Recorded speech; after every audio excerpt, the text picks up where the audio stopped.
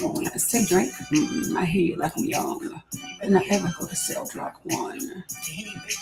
When they in love, you just make sure have your little sister from. They tell me each other the only one to get your hand down. Turn up at the party playing with his hands down. Certified little boy, certified. Wow. Good morning, good morning, good morning, folks. How are you? Happy Thursday. What's up, MG Brock? A minor. What's up, Jamie? Hey, Conchita. Hey, Chris. Hey, Alex.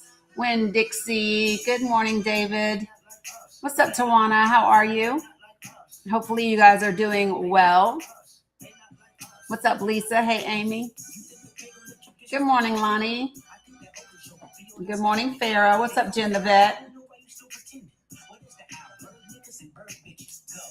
Dani is not. Good morning, good morning. Yeah, I love K-Dot too. I love K-Dot. Good morning, Eric. Good morning, Celia B. I'm just getting longer. Good morning, Crystal. Good to see you over there on the tube of you. What's up, Witch? Good morning. Good morning. That background is scary. Do you like it? You're welcome, Celia B. You are welcome. But you see what's written above this. You see what's written above the. Good morning, Brandon. Good morning, Jody. Good morning, Marva. How is everyone? I've had a going to get sleep. What's this? Good morning, just me. Oh, I love that. Somebody just replied. Ooh, child. Yeah, I know. So we have a busy day ahead of us, and I have a hard stop at 2 today. So we're going to get about 3.5 hours in, and that's all I'm going to be able to do. I would like to do longer, to be quite frank, but I have a meeting that I can't miss. It's for Bella Boo. So good morning, Sage. Good morning. So I appreciate you guys. Good morning, Jody, over on the tube of you. Good morning, Terry. Good to see you, Butters. What's up, Chris? Good morning, Sandy. Good morning, Yaya. I hope that everybody is doing well. I had an opportunity to pop in on Facts this morning and go from there. So listen, it appears that TikTok is a little mad at me. So sharing out the live and tapping and all of that good stuff would be incredibly helpful. So if you can tap them fingers or whatever, please do that and make sure that you share the live and add it to your story, repost it, and all of those things. So hello, legend. So let me tell you all, so I logged in this morning to Restream, and what's really cool is that so now they have it, so YouTube has an option to where I can be thanks, Sage, where I can be landscape and or portrait. So I enabled both, so YouTube should have both available to you. Good morning, legend. Good to see you. So yeah, we're gonna get things going this morning. Thank you for joining the fan club. I really do appreciate that over there on the TikTok. So Veronica, I got my package. Appreciate you much. It's amazing. Sandy, I text you. I got it as well. Appreciate you for the early birthday present. So big win, especially because you know, until I find my other knots, it was good to get a knot that I could put on. I've been missing my knots around my neck. So appreciate you guys very, very much. I have to say, without Veronica and Sandy, I still would have no merch. So, so I'm incredibly grateful for the two of them just taking that on and breathing life into it. So, good morning, the mama. I'm not sure if that's the mama UNC but either way. Oh, hey, sending much love from Iran. You stay safe, 100%. That's what you need to do, is stay safe. Good morning, Kelly. Good to see you as well. Hey, Penny GF. You ordered your merch? Love that, just me. Coolest mom ever, Kathy. Your bids are so great. I downloaded one of them so that I could post it on the page. Good morning, Granny. Good morning, Rosalind. I'm really glad to see everybody popping in here. Things that we're going to talk about today. Good morning, Yael. We are going to talk about the Supreme Court decision yesterday, Louisiana postponing their primaries. Yeah, it's not today, Julian, but Sandy sent me an early birthday present. So yeah, but it's May 12th, so it's not here yet. I still got 2 weeks. Good morning, Rebel. Good morning, Katsmandu. No worries, Red Hot. Yeah. No worries. Good morning, sunflower fish. Yeah, never ever worry about that. Good morning, Cheryl. What's up, Cats? Grammy. It's MMA. Got it. Got it. Got it. Got it. Sweet. Love that. Good morning, Mikey D. I thought about it after I read it. I thought about it after I read it, but I wasn't sure. So May 15th over there. Love that. Oh, your granddaughter's got the same birthday as me. She's amazing. Good morning, Micah. So listen, we are going to we're gonna chat a few things. Let me ask you this: if anybody is new to me, put a 1 in the chat. Let me just go ahead and share some things with you. Okay. So number 1, all I ask for in this space is for people to be respectful. Okay. Be respectful. And that's like first and foremost, right? San, shut up. Good morning, Leslie. Number 2, don't use slurs of any kind. I don't care like what side of the aisle you think that you're on. I don't like slurs in this space at all. Good morning, warrior. Number 3, don't spam my comments. That's mostly for TikTok. If you got something to say it once, but don't say it 3, 4, 5 times because it's really bad for the algorithm and it clutters up the stuff. Yep. New numbers on the PFT. Appreciate you, tech lady. And then number 4 is don't type in all caps. And that seems silly, but the reason why is my moderators type in all caps. And then I have some followers that are vision impaired. So we want to be respectful of people with vision disabilities and don't type in all caps for them. Okay. So there are folks that are already requesting to come up. I'm sure it's because of my graphic. Today, I'm sure that's why people are requesting up, and that's fine. We can open up the panel, and we can talk about some things that are definitely on the agenda in terms of conversations. Appreciate you, Jamie. Alaikum salam, Muhammad OS says we have to talk about Trump's speech yesterday. Just saying, Terry. We have to talk about the speech yesterday that the president gave. Good morning, Shannon. Yep. Thank you. Which we also have to talk about King Charles's address to, I don't know. It's gorgeous. It's you don't know what it is. Okay. So I'll show you. No, he's right there. He's right there. That's Bibi Netanyahu right there. He's not missing. He's there. So good morning, Deborah. So listen, what the hell? Oh, King Charles's address to Congress we have to talk about. And then we have to talk about Pete Hegseth and his testimony before Congress. In addition to that, we have to talk about Israel, of course. Thank you, Deborah. We have to talk about Lebanon. We have to talk about Gaza and the flotilla. It's a city, little landscape is all it is. That's all. Okay. So I'm going to go ahead and open up the panel and bring some folks up. Do me a favor. If I'm bringing you up to the panel, please put yourself on mute until I get to you. Okay. That's what I would like for you to do. So put yourself on mute until I get to you. That would be amazing. And then we can jump right on in. Warrior, I accepted you, but it didn't bring you up. So I don't know what happened. Sometimes it does that when I bring people up. It doesn't. Thank you. I appreciate that. I had to do it this morning. So mods, just keep an eye out and see if Warrior Native comes back.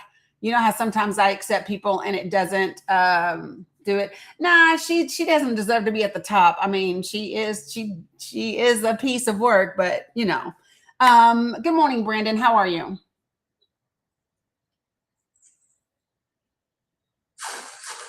Brandon, do you know that you requested? Oh, no, my bad. No worries. I got you. Have a great one. No problem. And sometimes that happens. People tap their way into the request box. So it's okay. You know what I mean? We're gonna rock and roll with it. So I'm gonna just she's gonna go down 100%. Appreciate it, Red Hot. It happens a ton. It does. And it's okay.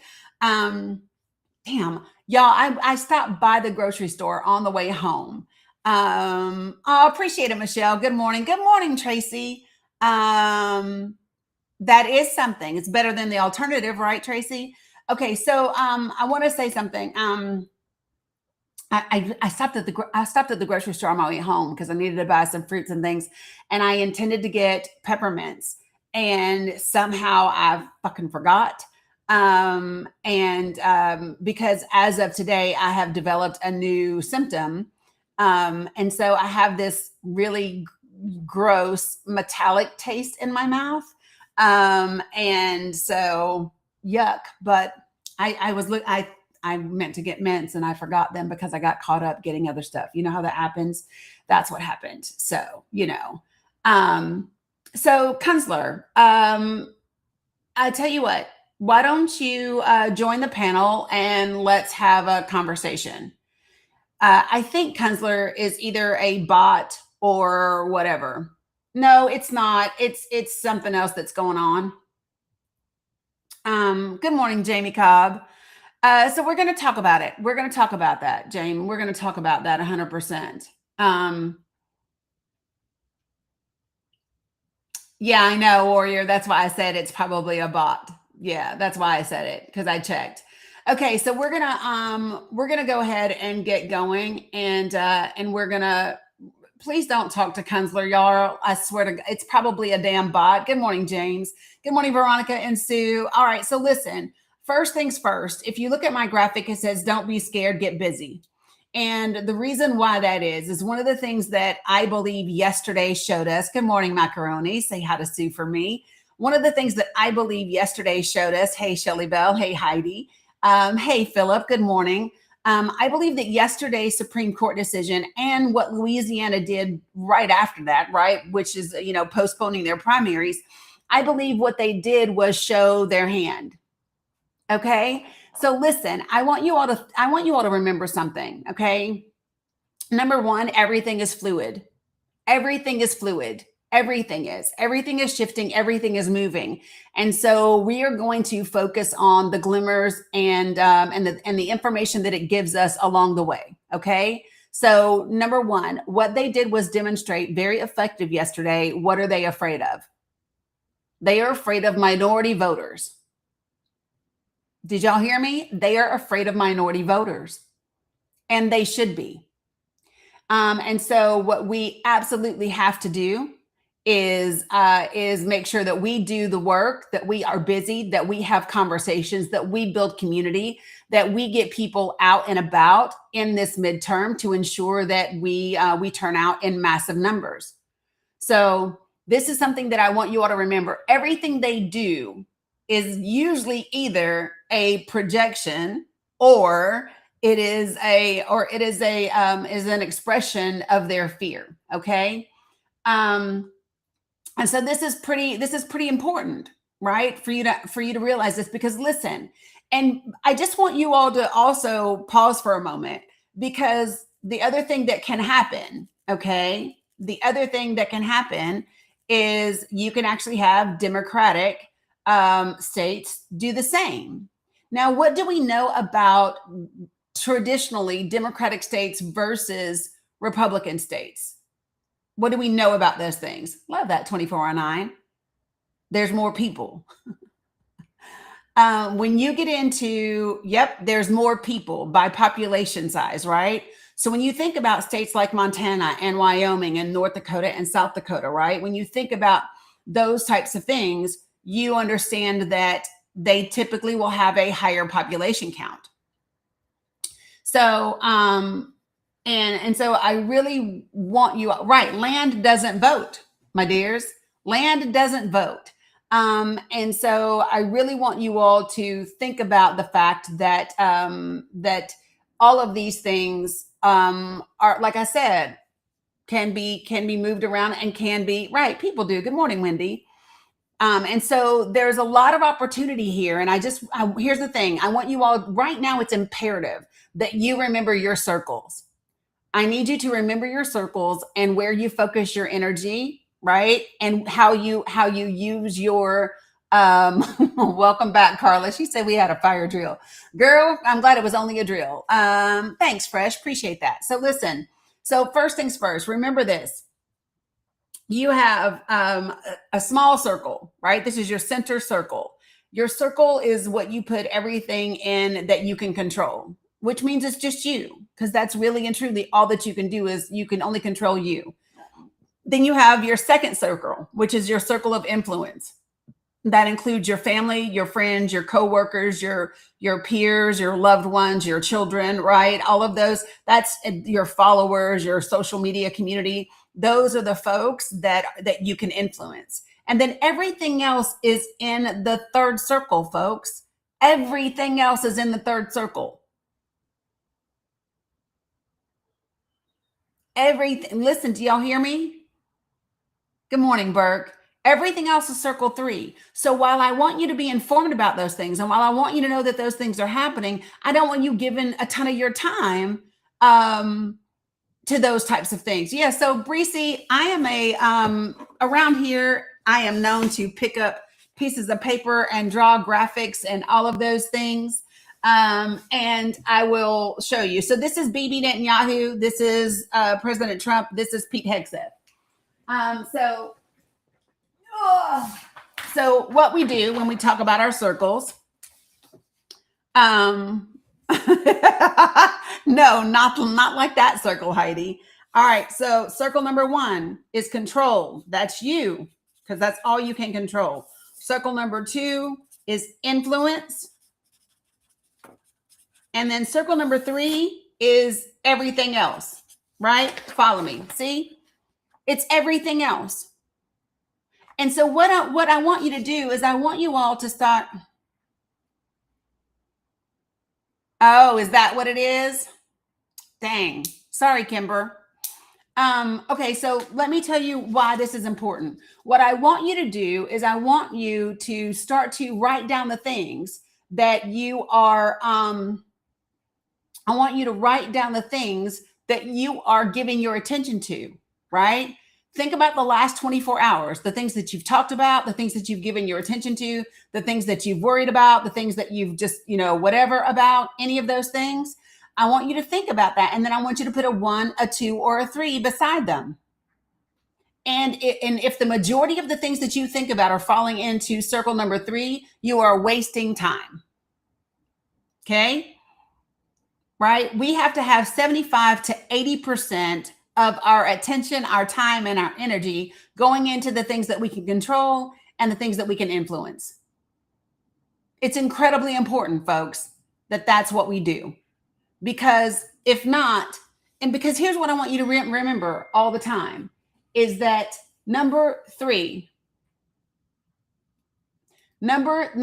quality circle number 3, your circle number 3 is somebody else's circle number 2. Your circle number 3 is somebody else's circle number 1. So stay in your circles where you can be the most effective, and then leave those other circles for people to do. So focus on what you can control. What's up, Dad Jokes? And what you can influence. It's imperative. Okay, because if you think that this is the last thing that's going to shock the shit out of you between now and November, no, that's not a thing. If you think if this is going to be the only thing that makes you upset between now and November, no, not a thing, right? Of course, because they're throwing shit on the wall to see what will stick. That's what they're doing. And so you have to be ready, prepared, and focused in the way that yous are. Right, Sandy's using those circles now 100%. And we have to remember to do that as much as we possibly can, right? Exactly. And so listen, this is what we call mindfulness. When you become aware of where you are spending your time, where you are spending your energy, where you are spending the most of your time doing your thoughts, that's what matters. How many of you all did like I recommended yesterday? And how many of you all took 5 minutes today to sit your ass down, close your eyes, and actually picture things turning out the way you want them to turn out? How many of you all did that? How many of you all took 5 minutes to close your eyes and picture the things that you are concerned about turning out the way that you want them to? Veronica did. Love that. That's a air high five, Veronica. Shannon did. Whoop. Air high five for Shannon. 100%. Coolest mom ever. Love that. Air high five. Sage. Yep. Tech lady. Yep. Good morning, Gina. See, giving that kind of air high fives over here. Yes, Sin, I need you to do better. You did too, Deborah. Love that.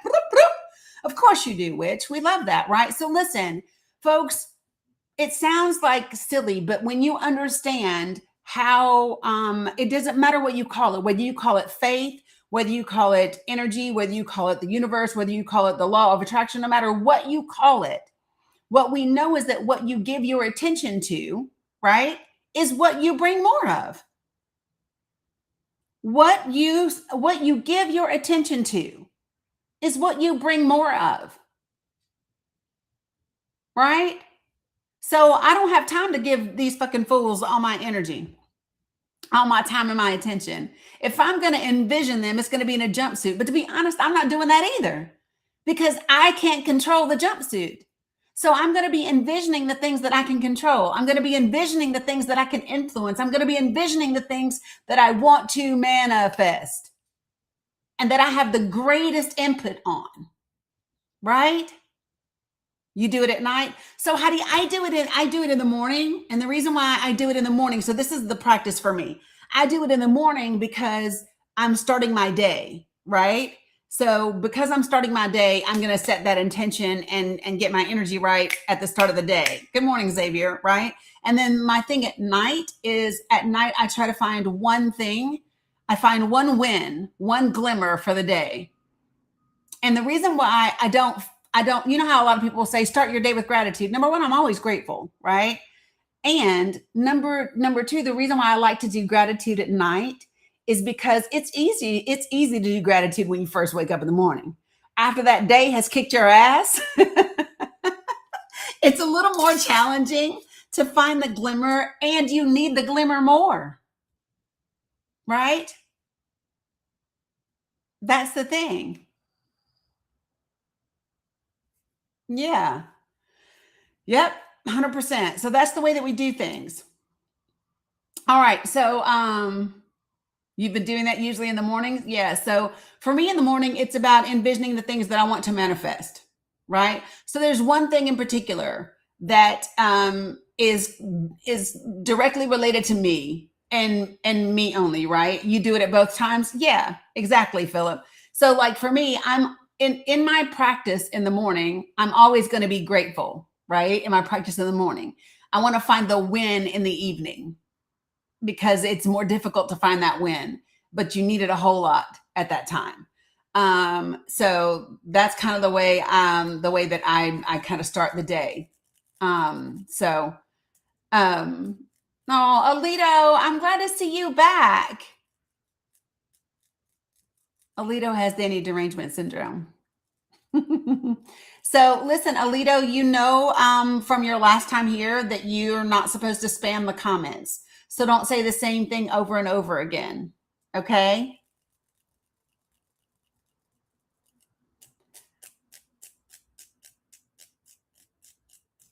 Yeah. Mo, I need to give it a minute. I have only been on like 30 minutes. I need to give it a minute because it will jack up the algorithm. I need to give it a minute. I literally have not even been on. I've only been on 23 minutes. What did you say?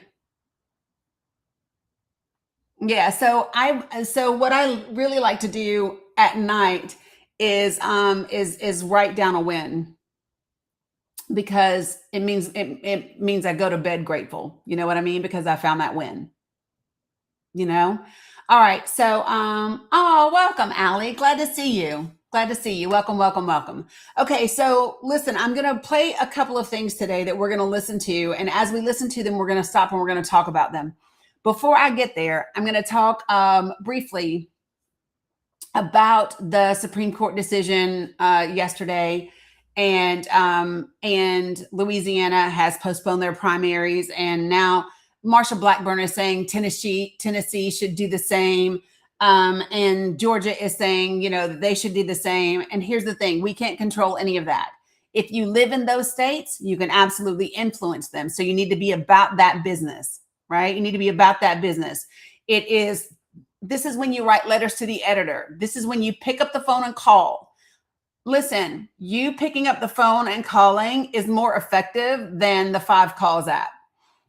Leaving the voicemails, all of those types of things. And so I really want you all to understand that you're going to have to put even more energy into what you're doing, right? Emails and phone calls, letters to the editors, right? Calling your local outlets, right? Exactly, Xavier, 100%. So, and I'm going to share this with you also. Listen, calling your local news outlets and sharing that information is important. And then you want to think about some of these, some of the larger shows that are out there that you can call into, that you can talk to. You want to start to do those, right? And what I would say is, even in right-leaning spaces. Now that might sound weird to you, but do you want to know why that's such a good thing to do? C-SPAN is a great one to call into and talk to, but also on the right-leaning spaces. And the reason why is you've got to learn how to use right-leaning language in those spaces in a way that makes sense to them. Because traditional Republicans will be appalled and angry about this. Traditional Republicans will be appalled and angry about the direction that things are going. And you want to start to talk about the true intent of the republic. We have a democratic constitutional republic for a reason, because all three of those things are necessary for us to function the way that we need to. Yeah, and I will do that, warrior. I will do that, right? And so this is the language that we have to learn, right? Yeah, but Farah, here's what I want folks to do, right? Is you can use the app and make the call. I also, so here's my thing, right? Is what I would like for people to do is then write down the information and then do it. I really want people to start owning their movement, owning what they do, right? Because it's really important that we do those things. All right. So, good morning. I'm a hawk. Did you mean to request up? No worries. I got you. I got you. No worries. Okay. So everybody does need to be on the same page. And the thing about it is, everybody needs to use the right verbiage. I've never used 5 calls app, right? So I don't know what verbiage they use. I don't know what verbiage they use. What I would say is that you want to make sure that the verbiage that you use is impactful and that it resonates and that it pulls on something that those people, that those folks could relate to. So do you all remember, one of the things that we can talk about is the oath that these standard law type verbiage. Yeah, see, I don't know. You've got to tie that law type verbiage in with real scenarios, real statistics, real information, personal stories, things that are about you. Good morning, Neuro Mama. Right? You've got to tie it into something that means something.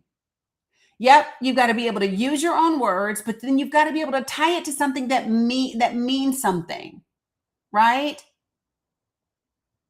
And that's what a lot of people don't do.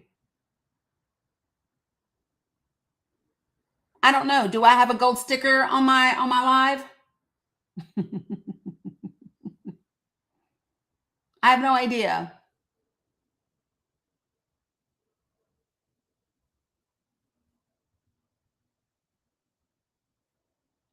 Oh, appreciate that. Thank you, Neuro Mama. Good morning, Hill. I don't know what it is. I don't like the new update. So listen, after I did the TikTok update yesterday and I saw the layout, the new layout, I was like, ugh. Yeah, I have no idea. You don't see a gold sticker? Hell if I know. I'm done trying to figure out what's happening on these apps. So Catalyst, the reason why is if you block a whole lot of the times, that also can impact the algorithm. And so, what we also have to learn is how to just tune out the noise. What I learned is when we don't feed them, they end up going away.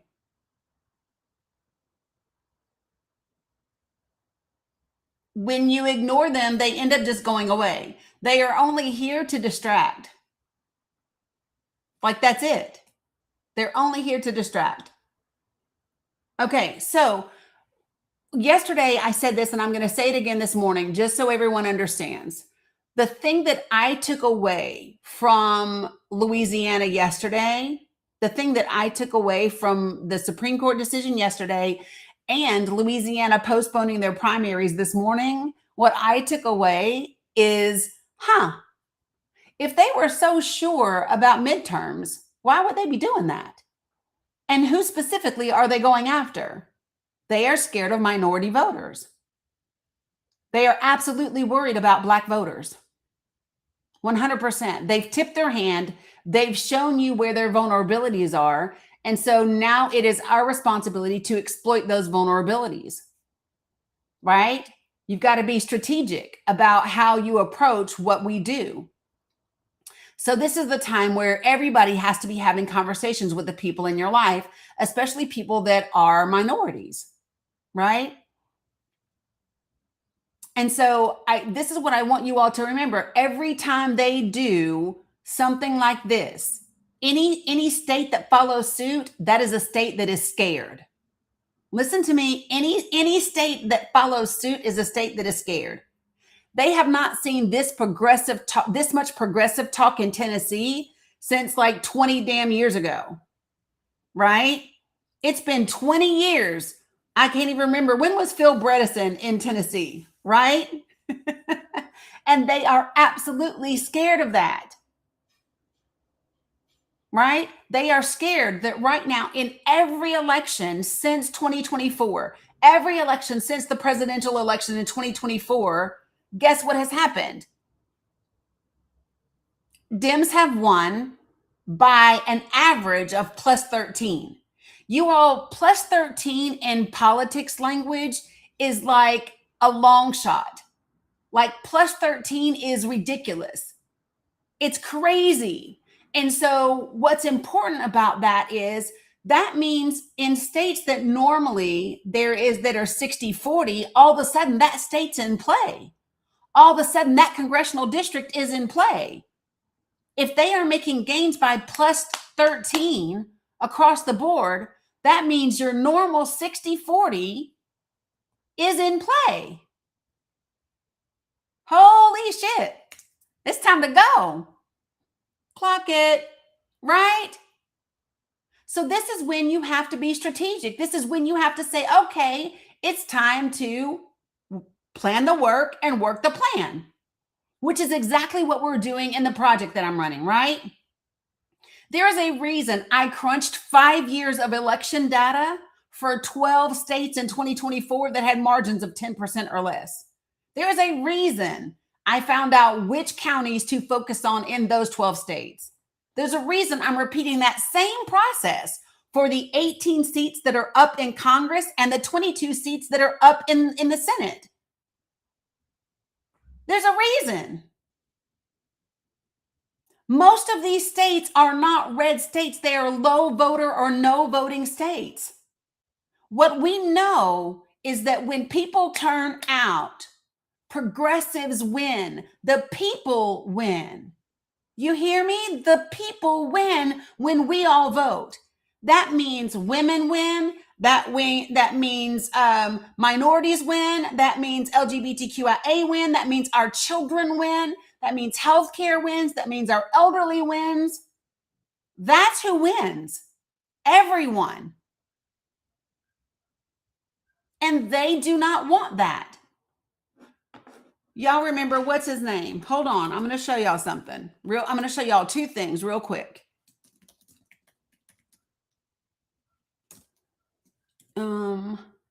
There it is. Look at me. All right. I'm going to show you guys something very quickly.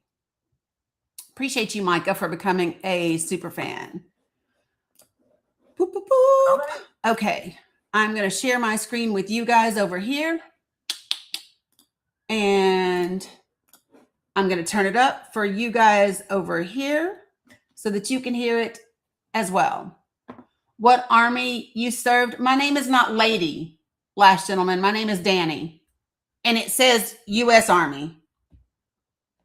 That's the Army.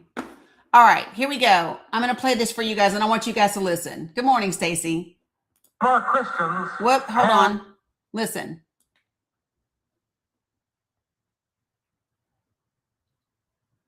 Now, many of our Christians have what I call the goo-goo syndrome.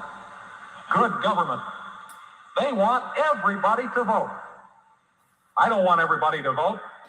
Elections are not won by a majority of people. They never have been from the beginning of our country, and they are not now. As a matter of fact, our leverage in the elections, quite candidly, goes up as the voting populace goes down. Our advantage, so this is Paul Weyrich. He is the co-founder of the Heritage Foundation. He's one of the leading conservative voices in terms of the Republican Party. Okay.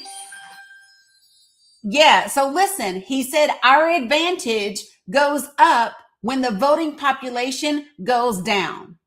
I want you all to hear it again. I want you to hear it again, because this is what they are terrified of. They are terrified of you believing that your vote matters.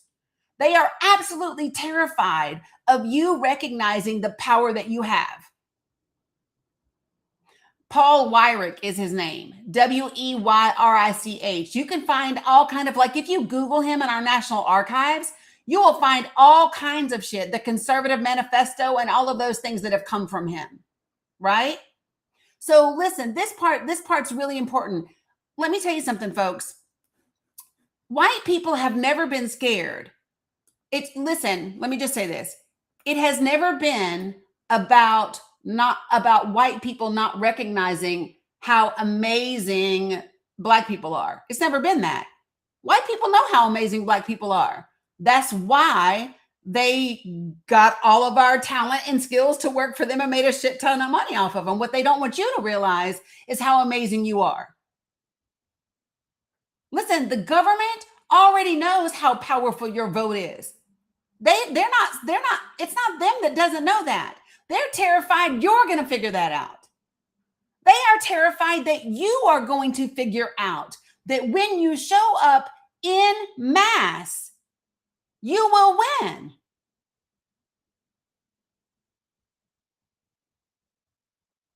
That's what they are terrified of. So listen, you got PTO right now. You know what I want you to do right now? I want you, when you go to work, I want you to take off on election day. I want you to put in for election day off today.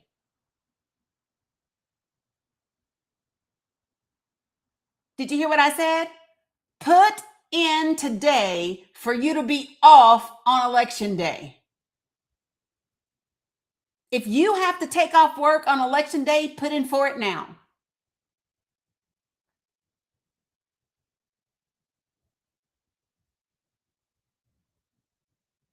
Do you want to know why that's important? Because what you don't want to do is have election day get here, and then all of a sudden you can't put in for it, right? Or you forget, and all of a sudden it's there. Nope, put in for that shit today, so that you can plan to vote. And then if you vote early, then you can still go to work. You hear me?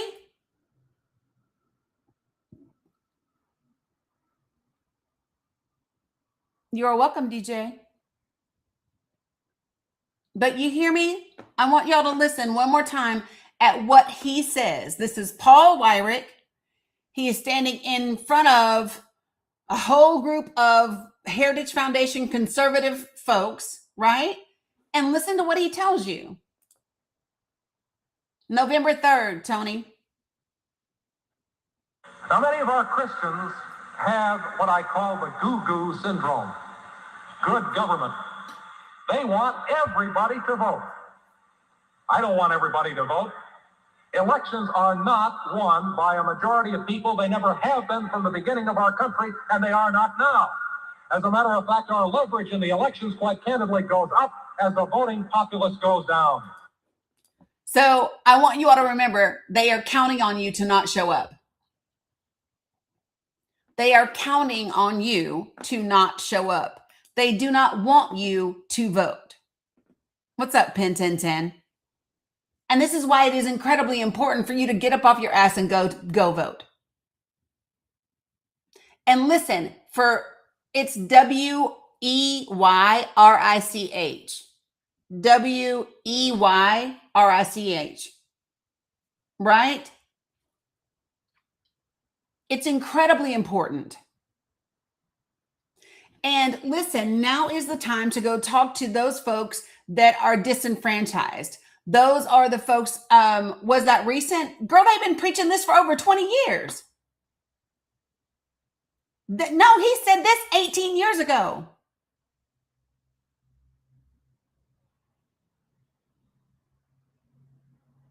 People aren't, so listen, Michael James, that's just a misnomer. It's not that people are lazy when it comes to voting. That's not it. Right? Listen, if this country truly wanted everyone to vote, it would be a national holiday. Tell me why Christmas can be a national holiday, but voting can't be. How come the 4th of July can be a national, right?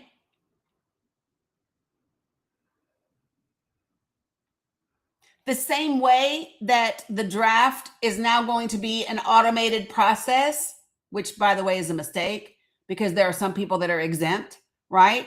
Why don't we automate voter registration? Why isn't voter registration automated? Don't tell me that it can't be done. Y'all got AI out here doing all kind of shit. Do not tell me we cannot have automated voter registration. Don't tell me that we can't, because we can. And by the way, there's only one more step before Hawaii passes legislation that goes to their governor for them to sign that will make Citizens United completely, like, it will be unconsequential for Hawaii from now on. Did y'all know that? Hawaii is about to pass legislation in their state that will nullify the impacts of Citizens United. I'm fucking here for it. And if Congress won't do it, then everybody needs to be pushing their state legislature to do it. You didn't know? Okay, hold on. I got you.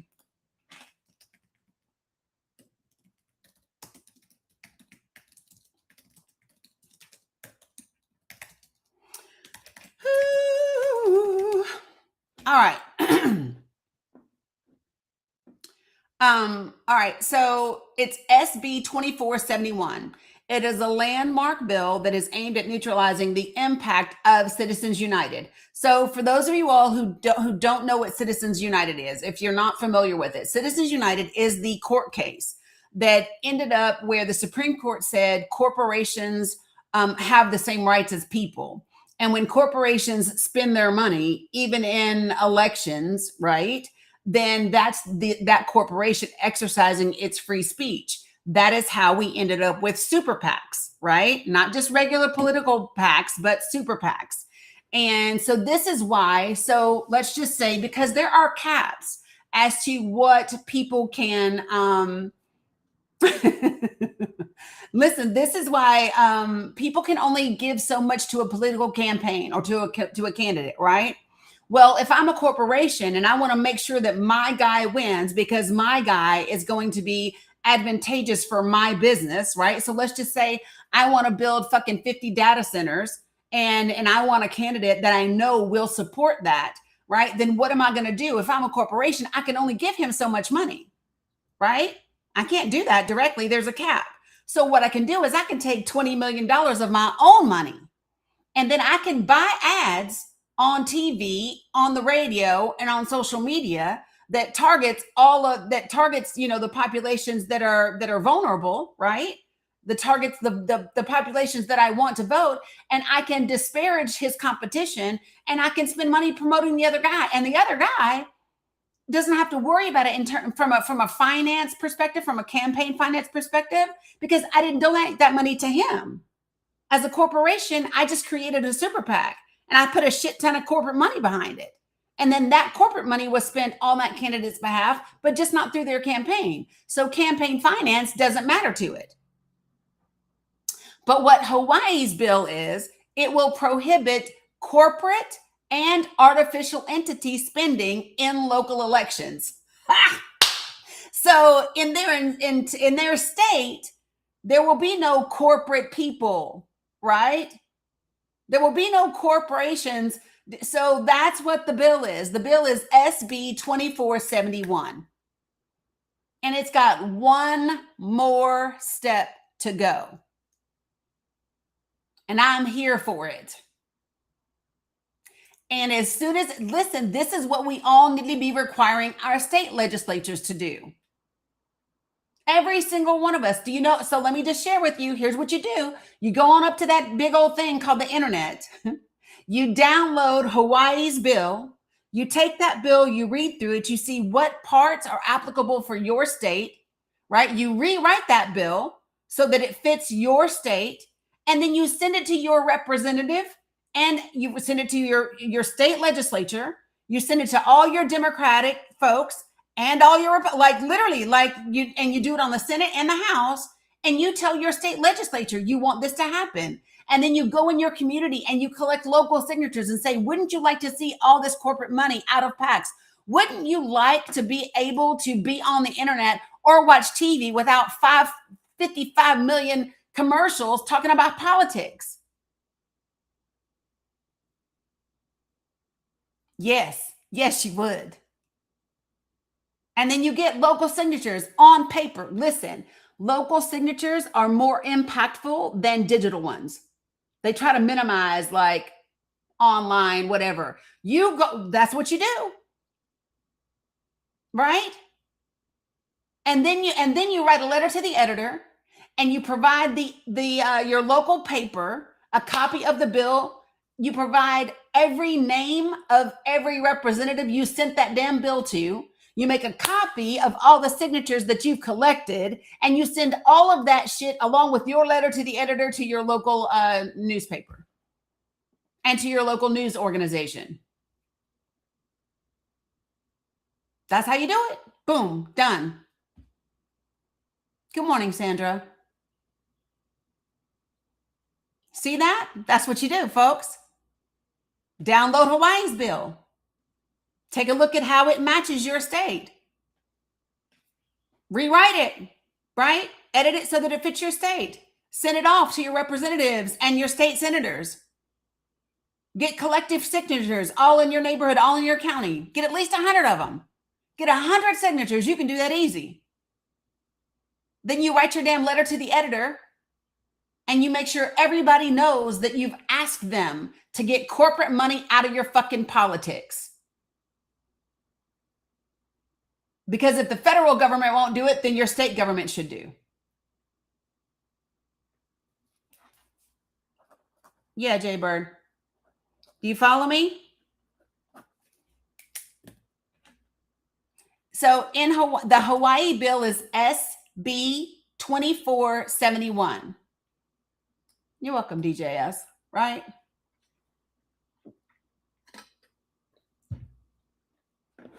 Yep. 100%. And you know what? So listen, and after you send it to those reps, you post on social media and you tag their ass in your post on social media. And that's great. So Lisa, here's the other thing. Listen, you don't have a county paper? No problem. Do your state paper. Do independent papers. Do you know how, okay, so listen, I want to show you all something. So this is when Project for the People comes into play. All right, let me show y'all something. What do I need to pull up? Hold on, y'all, bear with me. I haven't updated.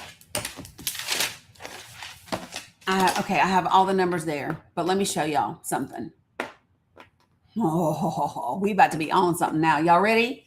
Everybody talks about, I don't know what to do. I don't know what to do. I don't know what to do. This is something you can do. Damn it. This is something all of you can do. So are you ready? So I'm going to show you. Watch, this is how it works. So then you take this map. This is all of the people that have signed up to be part of Project 2024. Project 2024, Jesus. Project for the People. So we now have people in 46 states, and I just redid the numbers 2 nights ago. We represent 329 counties in this country. That is a little more than 10% of all the counties in the United States of America. And that's in just 6 weeks. We have been organizing for 6 weeks, and we have at least one person in 329 counties across this country. So then do you know what we do?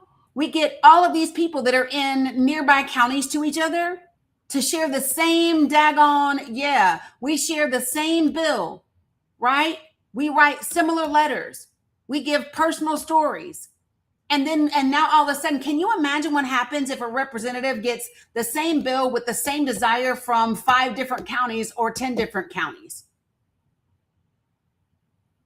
This is how you make an impact, folks. This is how you do it.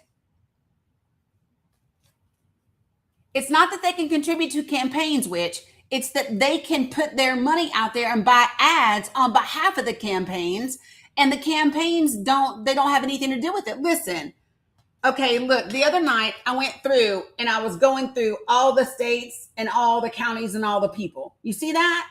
And I have to update my map tonight. But I'm going to show you what we are working with. Hold on. I'm really going to blow y'all's mind.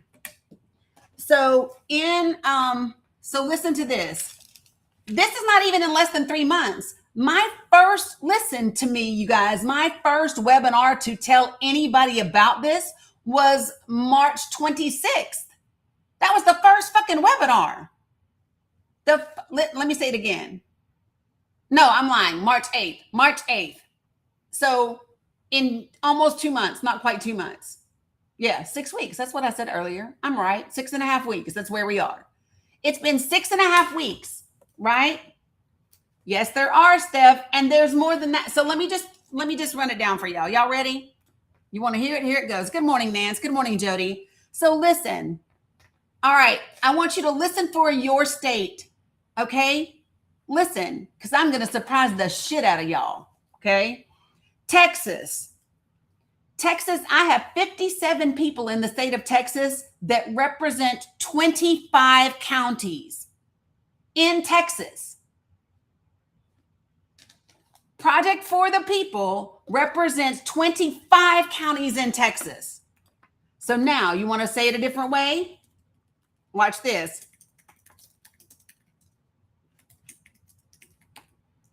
You see what I'm saying? So that is 10% of the state of Texas. Did y'all hear me? In 6 weeks, in 6.5 weeks, we represent 10% of the state of Texas. Texas has 250 counties.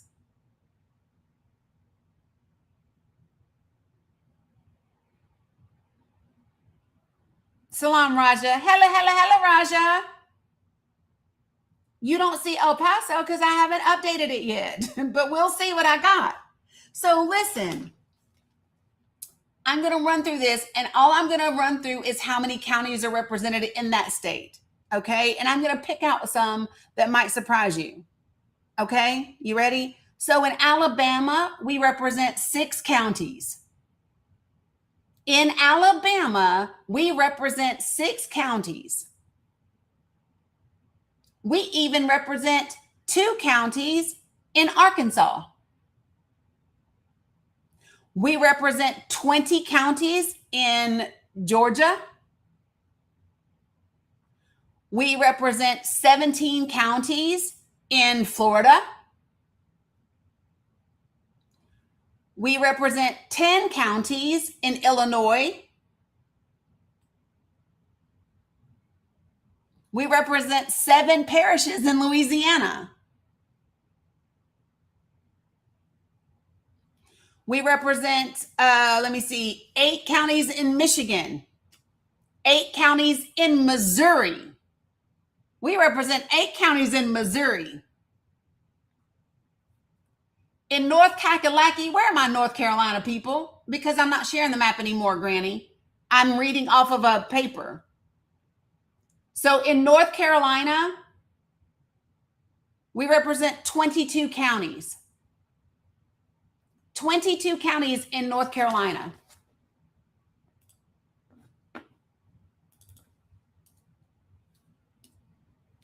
That's what I want.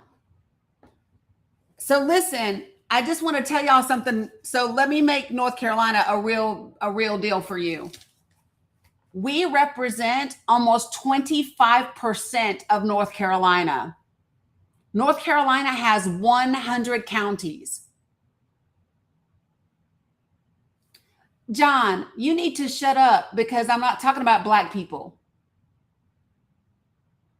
It's really good if you know what you're talking about before you run your mouth.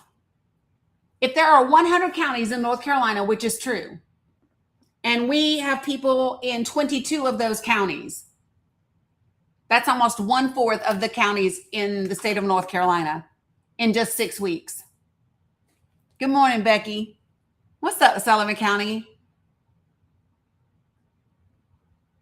So Congressional District 1 is Northeast Tennessee. That's Diana Harshbarger's place.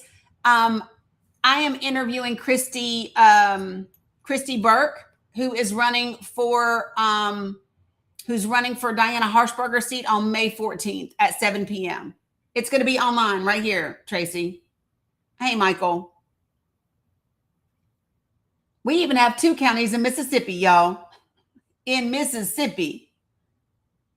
8 counties in Jersey. I think that's all the counties New Jersey has even. Arizona, we represent all 6 counties. Ohio, 10 counties. Pennsylvania, 14 counties. Right? Yeah. Congressional District 1 is, so this is your congressional district. So yeah, Ohio is 10 counties.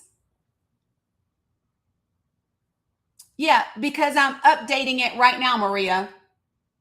Because I just redid the data 2 days ago. Yes. So Virginia we represent 15 counties in Virginia.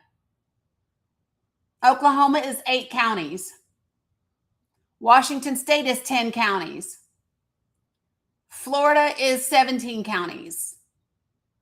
New Hampshire is 4 counties. Good morning, Maryland. Oregon is 6 counties. Indiana, I gave already. It's 10 counties. Yep. Maine is 1 county. Yeah, no, Tennessee doesn't look like we have every county. Tennessee is 95 counties. Tennessee has 95 counties, but we have 14 of them. New York has 14 counties.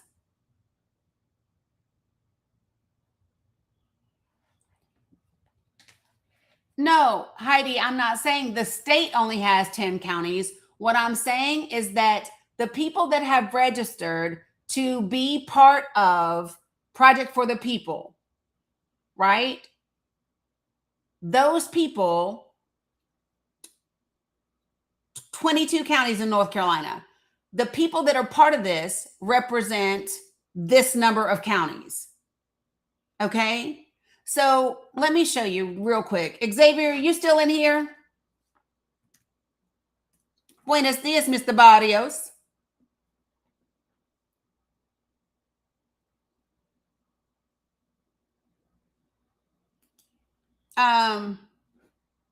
What's up? Okay, so Xavier, hold on. I'm gonna show you this is what we're talking about, folks. And then we're gonna get back to the subjects that we gotta discuss today. So 2 things. All right. So let me share for you guys over here. So listen, we're talking about a couple of different things here. We are talking about building on what Hawaii is doing already, at the same time that we are talking about exploiting the vulnerabilities that they showed us. Yes, interview May 14th at 7 p.m. Christy Burke, who's running for District 1 in Tennessee. All right. So listen, nope. None of this is in my link tree. Listen, I want to be clear about something, folks. Oh, the way to sign up is in my link tree. Yes. The way to join the project is in my link tree. It's the very first link in my link tree. Appreciate you, Ruck. Let me show you guys, okay? So I'm already showing you all. So let me bring you guys over so you can see this. This is how you do it. This is how you do it. Sorry, I just went all the way over there. I just went, this is how we do it. That's what came in my head as soon as I said it. So when I say that I crunched the data for 12 states in 2024 that had margins of 10% or less, this is what it looks like. Here's Michigan, Wisconsin, Virginia, New Jersey, Georgia, Pennsylvania, North Carolina, Minnesota, Arizona, New Hampshire, and New Mexico. And then what I did was I looked to see how many of the counties in these states had margins of 10% or less, and did they have that 10% or less for the majority of the 5 years from 2020 through 2025. And if so, then I calculated that data to do things like this. So for example, in Michigan is 16 counties.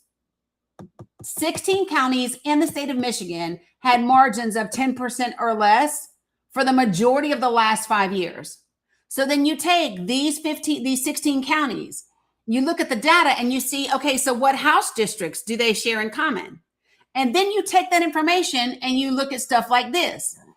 So the presidential election, Republicans won by 80,000 votes, right?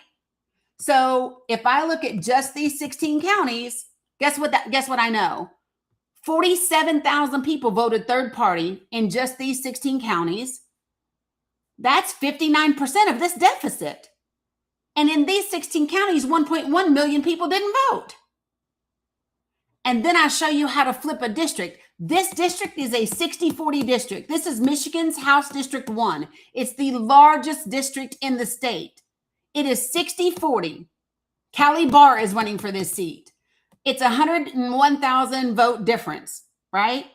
4 of these counties, 4 of the 16 are in House District 1. If you add their third-party voters and the registered voters that didn't vote, that's 53% of the deficit. And that's just targeting 4 counties. Y'all hear me? That's just targeting 4 counties. There's like 25 fucking counties in this district. You use the data to flip the counties. When you flip the counties, you end up flipping the seats. You follow me? When you flip the counties, you flip the seats. And so then what do you do? So listen, elections and election data is only one part of this thing. The next thing and the biggest thing that you have to do is you have to build community through conversations and connection. And when you do that, damn it, I'm telling you, people will turn out and people will vote. But you've got to start talking to people about what matters to them, and not some damn politician, and not the president of the United States, and not about money that isn't even real to them. If you say $25 billion damn dollars, that doesn't mean anything to the average person. They can't imagine $5 billion.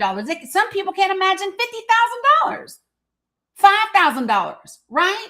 So what you then have to do is talk to them about the things that matter to them. So what I did was I created a database for everybody that joins into this project.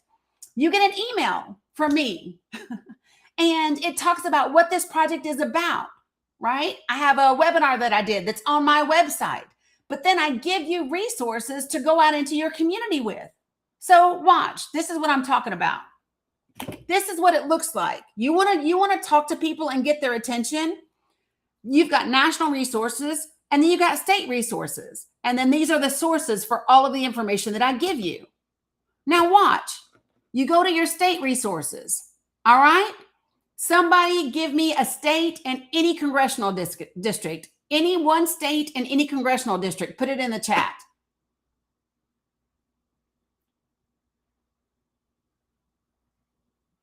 NC11. I'm starting there. Hold on, guys. I'm going to go NC11. So watch this. North Carolina. I'm going to go to District 11. We're going to do the English, but I also have it in Spanish. Okay? So when I go here for 11, guess what? So first, I can tell you this is a whole printable graphic that has your district and how many people in your district are projected to lose Medicaid and SNAP. And then this is where they can scan to join Project for the People, right? This is a printable flyer, but I've also got digital ones for you, right? So go to your digital ones and post it. So in North Carolina, District 11, because of the One Big Beautiful Bill, 33,000 people in this district are going to lose their Medicaid because of this bill. And 61% of all nursing home residents in this state are covered by Medicaid. Now I'm talking to people whose mama and papa is sitting up in the nursing home. And what are they going to do if Medicaid is cut? What are you going to do if your children don't have Medicaid? How are you getting access to their pediatricians? Now, all of a sudden, your damn emergency rooms are full of people with non-emergent conditions because EMTALA says they have to be treated. Look, and SNAP, 18,000 children and adults in this district are projected to lose some or all of their SNAP benefits. You're welcome, Lady Teddy, right? And our children deserve better. You follow me? This is how we do the work. Now watch, I can go to North Carolina and go at the bottom. I've got statewide graphics. So if I go to statewide graphics, look at this. This is the one in Spanish. So we'll go to the one in English. So did you know that 67% of North Carolina adults who are on Medicaid work? And did you know that Medicaid covers 36% of adults with disabilities in North Carolina? This cuts through the noise. This says you're full of shit telling people that people are sitting on Medicaid and they're not working. Bullshit. Yes, they are. And I can prove it to you in all 50 states. I have put graphics for all 50 states around this statistic. You used that one yesterday, Veronica? I'm here for it. Now, so do you imagine what happens when you go to your neighborhood and you just print out some of these, right? And you go through your neighborhood and you knock on your door and you say, hey, I'm Dani. I live down the street. You don't know me, right? Right, Sandy. But you don't know me. I live down the street, okay? And I'm not here to talk to you about voting or anything of that nature. What I want to do is give you some information. If you know anybody in your family or your friends that have Medicaid or SNAP, there's something that they want to know because there's a change in federal funding for our district and it might impact them. And then you give it to them and you say, let me know if you have any questions. If you want more information, you can scan that QR code and sign up and you'll get an invitation to a meeting about it. Boom, done. And then you leave. You don't talk to them about who they voted for, who they're planning to vote for. You're saying, I care about the fact that somebody in your life is going to lose their Medicaid, is going to lose their SNAP benefits, and I want to talk to you about it. People are telling you everything is okay, and everything is not the fuck okay. Follow me? You take this information into Louisiana right now. Yeah. So listen, folks, the only reason I want you to sign up is because I'm tracking how many counties and how many states we're covering, right? Because then this is how we can leverage it and make it impactful. Right now, listen, nobody is funding this. This is something that I started at the beginning of this year. I started writing a playbook. I literally have a playbook. It's in my link tree, Lori. If you go to the front of my, let me show you what it looks like. If you go to my TikTok profile or my YouTube or my Facebook or Substack, this is my link tree. And the very first link is how you sign up. No, you don't enter your state. What you do is you sign up and then you get an email that gives you the link to the Google Drive. This is literally my own personal Google Drive, y'all. I did all of the graphics. I did all of the spreadsheet work. Like, this is a real grassroots, nobody paid for shit. This is just when I'm not on TikTok and in between trying to feed and take care of my grandbabies, I'm sitting down and I'm making graphics and I'm looking up information. Like, if you could see, this is like, I have so many browsers and so many different things. Like I have one right now that I'm waiting to work on for you all because it's about SNAP and the number of people that have SNAP in your area and all of those things. And yes, we do have merch. Somebody's probably wearing it, but I'll show you. I don't have my, let me show you. I don't have my sweatshirt on because I have to wash it. Titan got all kinds of.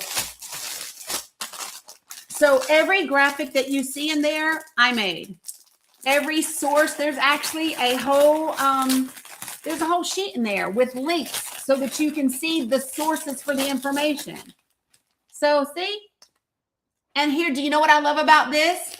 On the back is the QR code that people can scan to join off your back.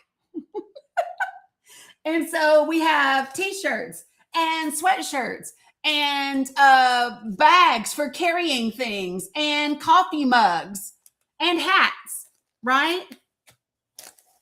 And they come in all kinds of colors, right? And so, yeah, I said we got to have the QR code on the back, right? And so, listen, so now go back to what we're talking about with Hawaii. Let's bring it around and let's bring it all together. Are you ready? We're going to, and by the way, you guys, because we understand what time we're living in, if you want merch and you can't purchase it straight out, there's payment plans, damn it. There's payment plans. Because we understand that no matter what this administration says, shit is not affordable. We get it, right? Happy Thursday, Michael. So now follow me. Let's bring it all the way back around. You ready? So we were just talking about Hawaii.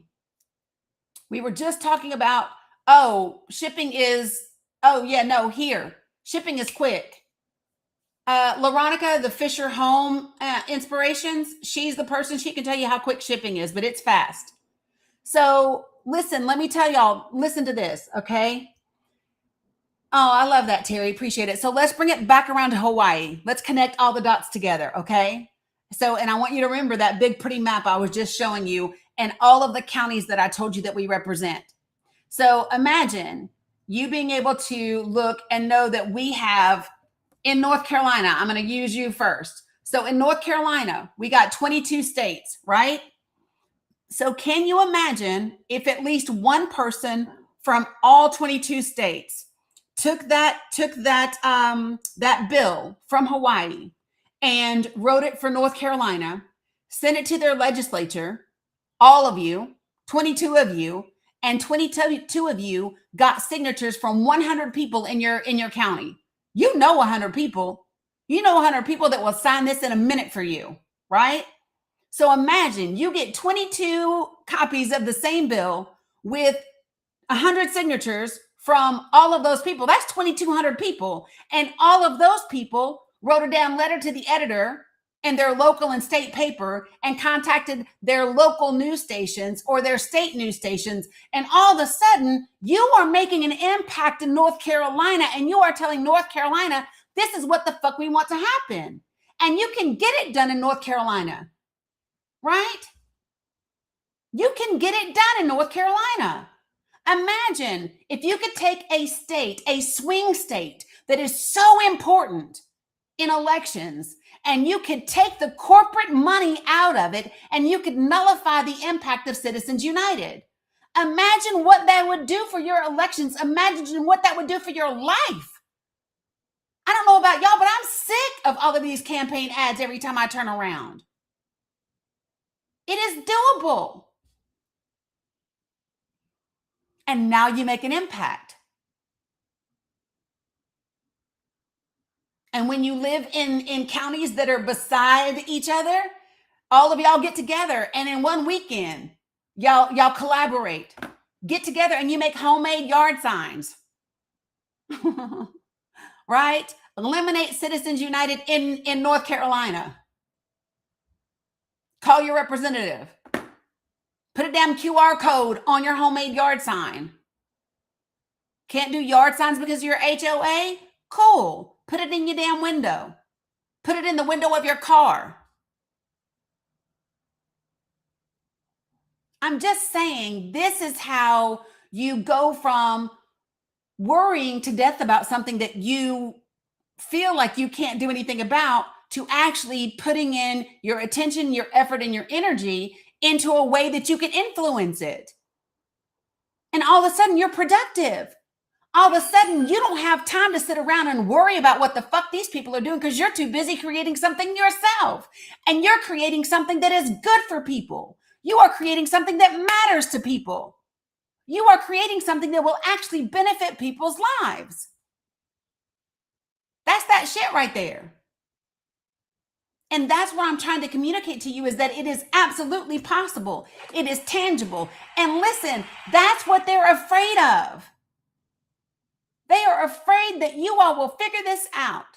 And all of a sudden, you'll stop being scared and you will say, you know what? No, you don't get to take this country. No, it doesn't belong to you. It belongs to the people. It doesn't belong to the 1%. It doesn't belong to the 20%. Do you know what I found out today? Do you all know that the top 20% of income earners in this country account for 60% of consumer spending, because everybody else is broke? Fuck them people. And I mean that with my whole chest. And any politician that wants to uphold that disparity, fuck them too.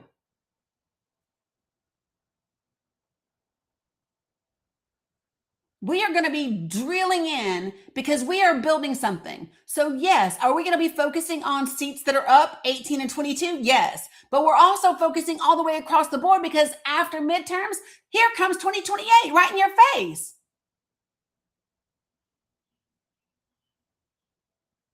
And this is how we build something. They do not get, y'all, I think about this and I mean it so sincerely with every fiber of my being. My daddy died at the age of 32 for this fucking country. He served 2 tours in Vietnam and died at 32 years of age from lung cancer from fucking Agent Orange when I was just 6 months old. They do not get to take the country that he served and died for. No, they don't. And especially not them weak ass people that are trying to do it now.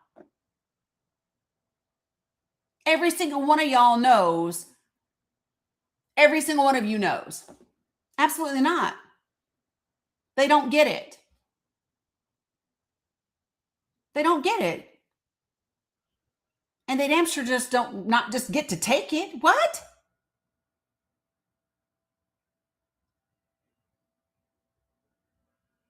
So Xavier, I love and hate that at the same time. I love that you're doing it, and I hate that AI is doing it, because data centers are so fucking horrible for the environment and electric bills. Electric bills. Like, I love it and hate it at the same time. I love that you're doing it. I hate that AI is helping. I'm just saying.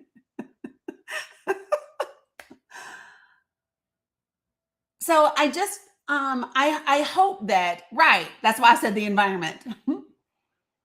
So folks, it is something to go through and for me to see all of this stuff in real time. I get to see.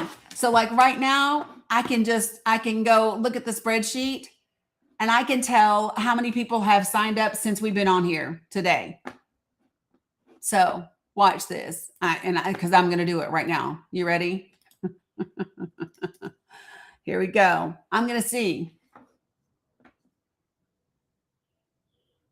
Yep, dog beautician. And so that's one of the next round of graphics that we're going to do. One of the next round of graphics is about data centers, because there's so many of them that they're trying to put in everybody's states. Yep, that's the next round. So today, since we've been on here, look at y'all doing the damn thing. So yesterday, 3 people signed up. And since we've been live today, whoops, hold on. 10 more of you have joined since we started talking about this. 10 more of you. I got 2 more Illinois. I got another damn West Virginia. Clock it. I'm here for it. I got 3 more Californias. Listen, whoever's in Simi Valley, I believe I have somebody else in Simi Valley too. I'm almost positive I do. And I think I now have like 10 people in LA. I got another Oregon on here, another Florida, another Virginia, and another Georgia.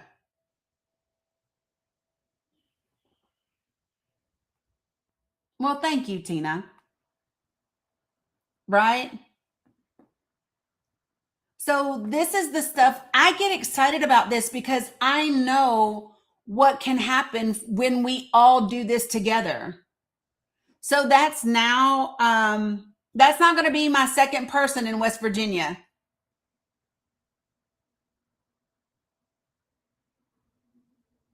Yeah, so Judy, what I would love for you to do is tell me how that impacted you. You're my VA newbie, love that.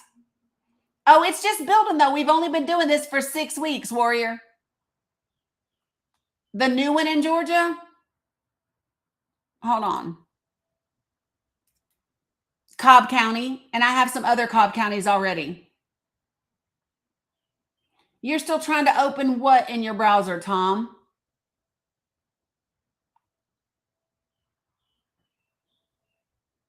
So I have a whole bunch of y'all that are in the requests, and I'm not sure if everybody meant to request, but I'm going to see if people have questions or whoops or whatever.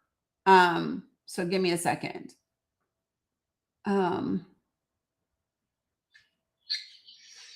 Give me 1 second. I'm trying to get to y'all. Do. Don't change to like Saturday night ritual. Okay. All right. So I think I got everybody that was in the queue. And I will start with Lady Teddy Bear. Okay, how do I do it? How do you do what? How do I get on? Am I on? Yeah, you're on. No, you're on. Oh. Yeah, Dani, is there any way you can hook me up with the other person in Simi Valley so we can kind of... That's what we're doing now. So I started it last week, but so here's the thing. It was when I was sending them out, I was putting all the email addresses in. Okay, I got you, Beach Bum Wannabe. And when I was doing it, you could only see your email address. So now I'm going through and I have to resend all the states that I did last time. So what I'm doing is I'm sending out an email, and everybody that's in that state will be able to see the first name and the email address. I love that, fax people. Welcome. You'll be able to see the email address and the county that that person's in. So you'll be able to, what's up, Island Boys? So yes, long story short, yes, you'll all be able to get connected together. When we did it on our last meeting, let me just tell y'all, when we did it on our last Google Meet, appreciate you, Steve. We literally had on the Google Meet, people were like, oh, wait, you're where? Listen, I'm right by the border of that state. Listen, I'll come and we can do a whole weekend. And the next thing you know, you had people that were planning to use a weekend to go like through a whole region of the state with this type of information. It was just phenomenal. Yeah, I can't wait to connect with her. Thank you, Dani, for all the work you're doing. Really, it's just unbelievable. You're very welcome. Thank you. You have a beautiful day. You too. Appreciate you. So facts still matter, people that are coming in. We have literally been talking about Louisiana, but then we talked about Hawaii. So let me ask before I go to Tina. So all the facts, people, did you really? Oh, okay. Kate's telling them to. So listen. So all of the facts, people, has Steve talked about Hawaii's bill, SB 2451? I think that's it. SB. Did I just say the name? Did I say the name of the bill right, y'all?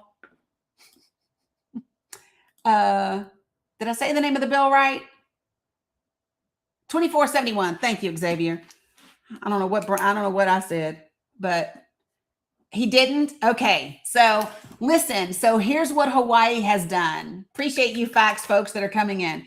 So Hawaii is one step away from having a state bill go to the governor that will nullify. Don't worry. Don't worry about Signal yet, but it will nullify Citizens United in the state of Hawaii. How about that, y'all? So let me tell you what we discussed. All the facts, people, that should make you really excited. Yeah, Hart the harlot. So, right. See, y'all got it. Okay, so listen. So this is why we got all excited up in here. So Hawaii's bill, which is SB 2471, it will nullify Citizens United in Hawaii. It is one step away from going to the governor, right? So listen, this is what we talked about. We talked about then all of us taking that bill, downloading it, rewriting that bill for your state, right? So seeing whatever matches and whatever needs to be like just fixed so that it applies to your state. And then you sending that to your state legislature and to your state senator, right? Your House and your Senate representative. And then this was the other thing. This was the other thing, right? So then you go into your local neighborhood with a copy of that bill and a short little explainer.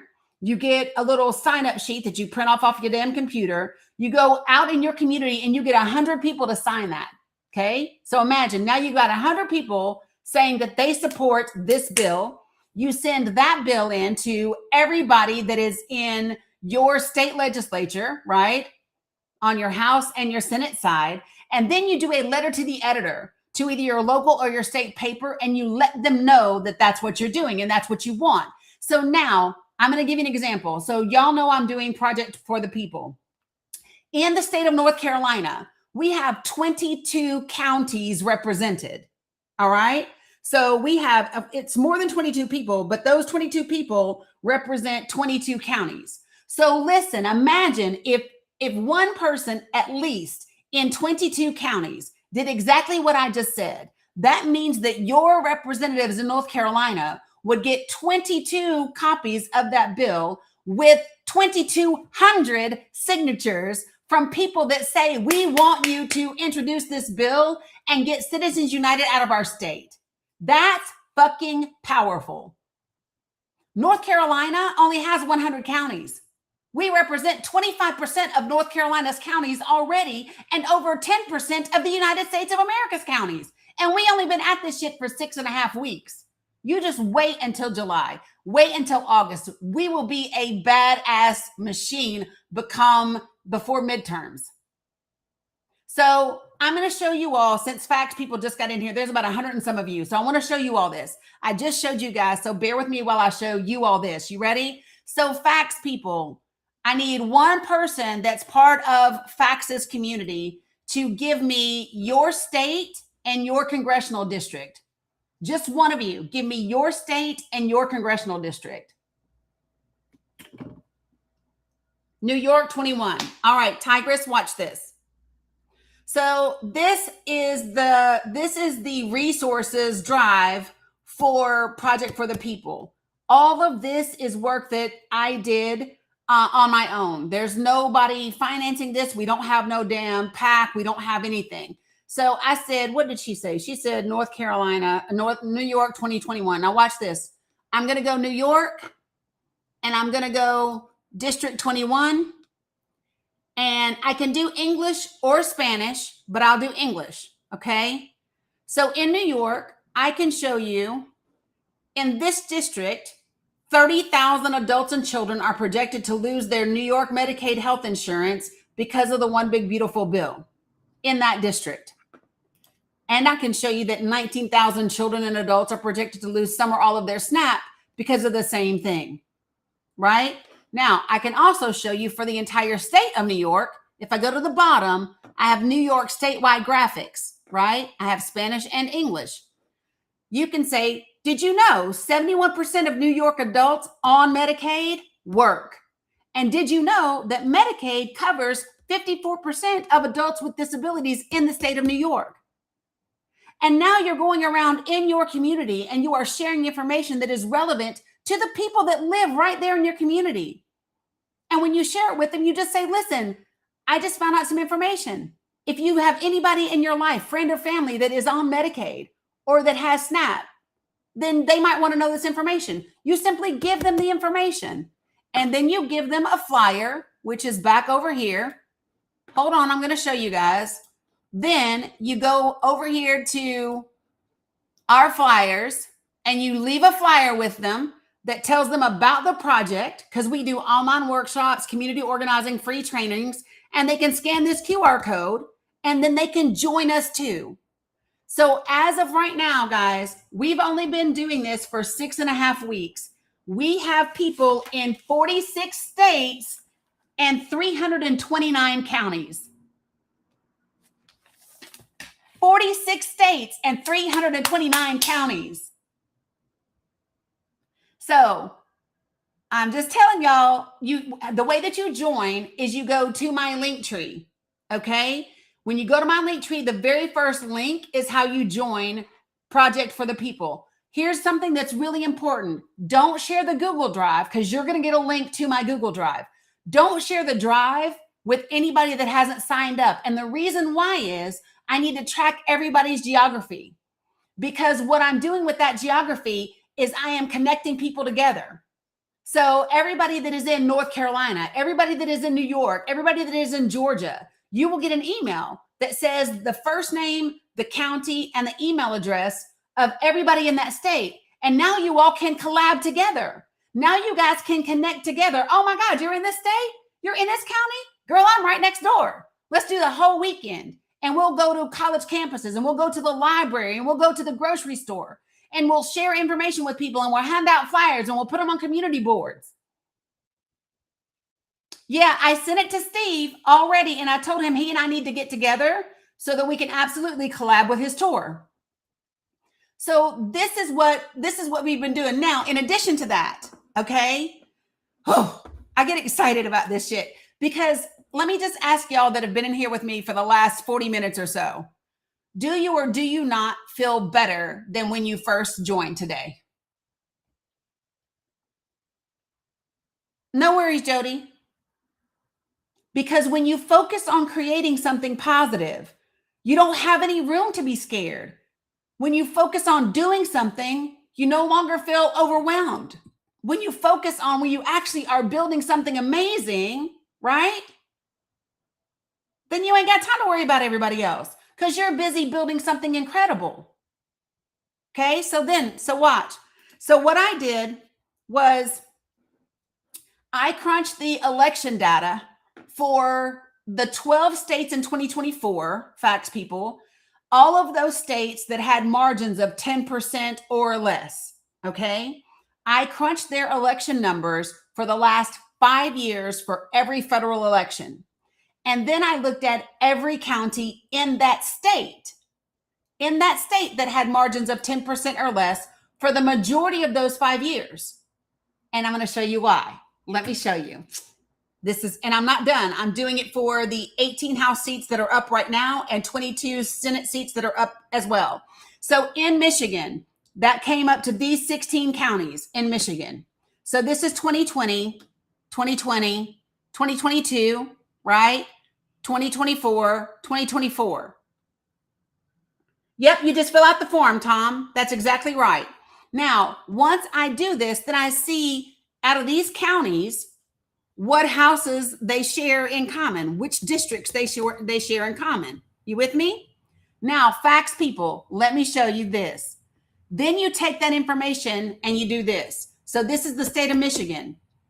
Dems lost this state by 80,000 votes.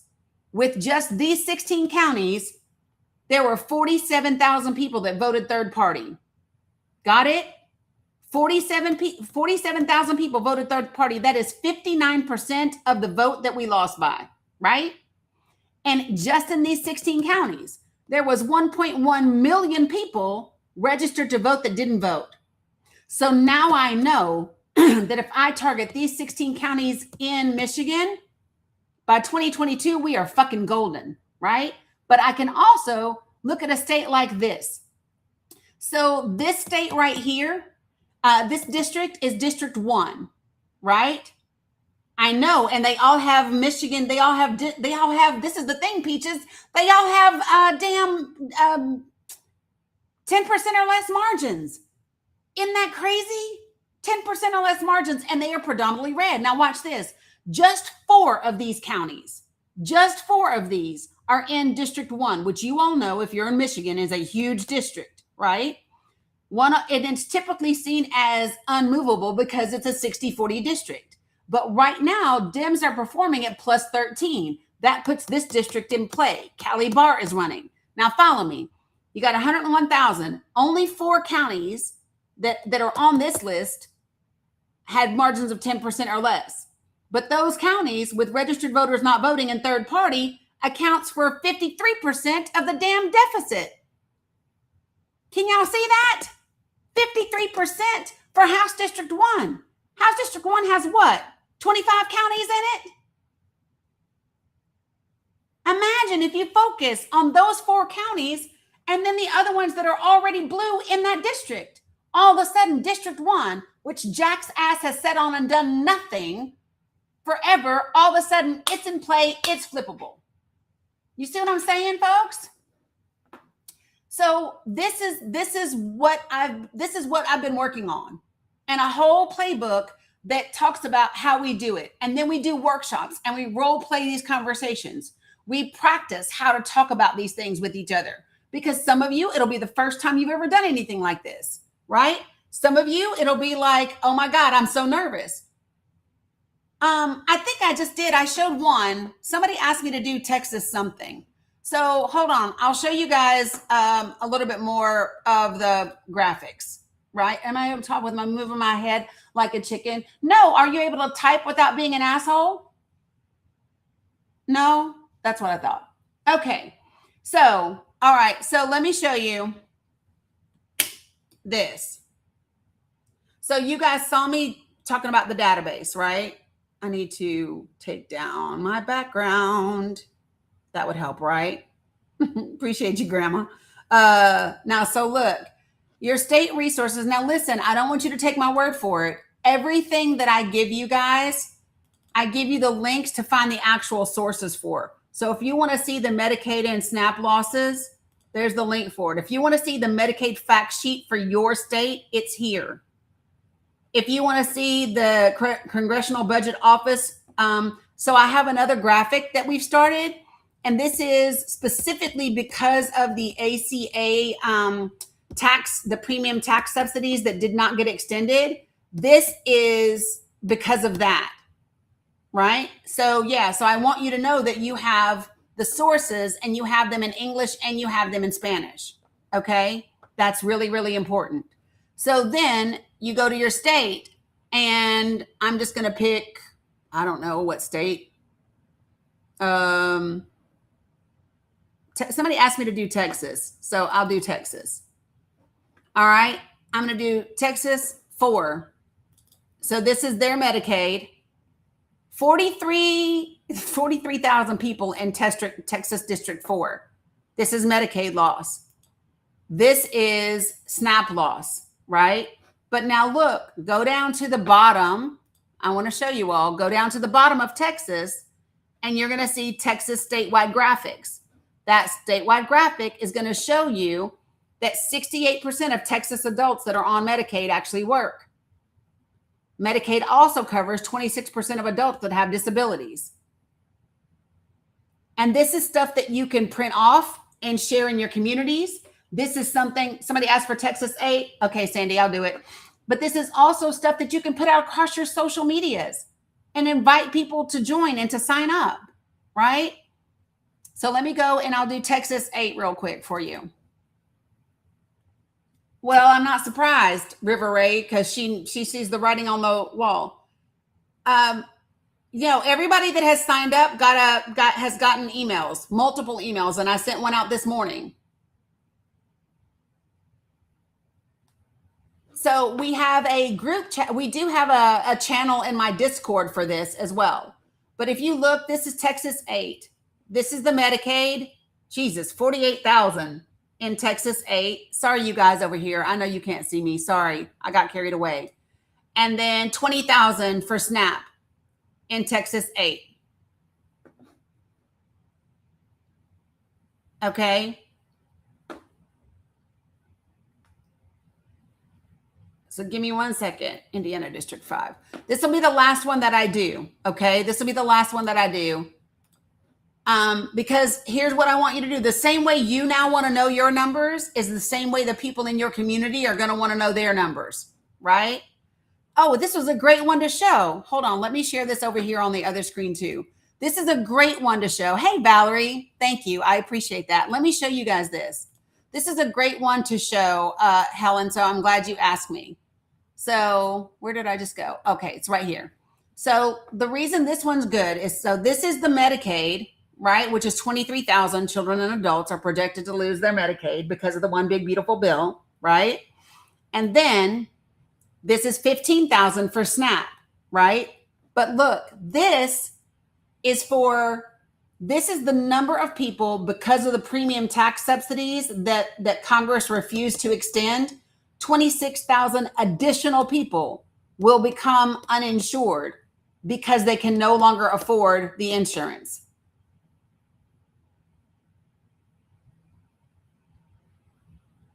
Isn't that something? So all three of those graphics are hugely impactful. So you got, 20,000 people that are going to lose it, and then another 26,000 will no longer be able to afford it from the ACA perspective. Yep, there's a Discord channel, Christina. Yep, there is a Discord. There's a channel in my Discord for it as well. And so I'm in the process right now of sending emails out to people so that you can get connected with the people that is in your state. So you all can collaborate. You all can make shit happen. This is how you build power. We have at least one person in 46 states and 329 counties. And we've only been at this for 6.5 weeks. This is why I keep saying, do not be scared. Get busy. All right, Tina, did you have a question or you wanted to say something? Yes, a few things if I could real quick. Sure. First of all, thank you so much. You're I welcome. have no idea how to do all this. I'm eternally grateful. Secondly, I am no good at doing this electronic things. I can get on the internet. I can get on TikTok. I don't know how to share these things. I don't know how to do it. I can't get stuff. I can do hashtag project for the people. That's all I can do. So if I could get somebody to please help me, you asked somebody before and they sent me a thing and said, do this. Well, I'm sorry, it just wasn't enough. I need somebody to walk me through it. Okay, I got you. The other thing is, I didn't get the original email that had for my state. Somebody did send it to me. Thanks. I reached out to somebody I know on here and they sent it to me. Yep. But I have a square for North Carolina in mind, and I didn't know if that's what I should have. When I open it up, I see 4 boxes, and one of the boxes is North Carolina, and I don't know why because I'm in PA. Okay. So I'm a little confused. Yeah. So I don't know if I need that resent or if I just ignore. I don't know. So what we'll do is, can I get one of my mods to reach out to Tina? Tell me what state she's in so that we can get her the right graphics. Because sometimes, y'all, I'm working until like midnight to do these. Not at all judging.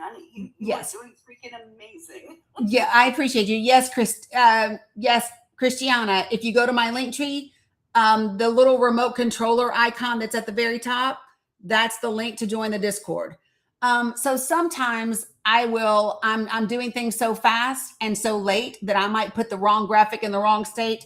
If you see that, somebody just let me know so I can fix it.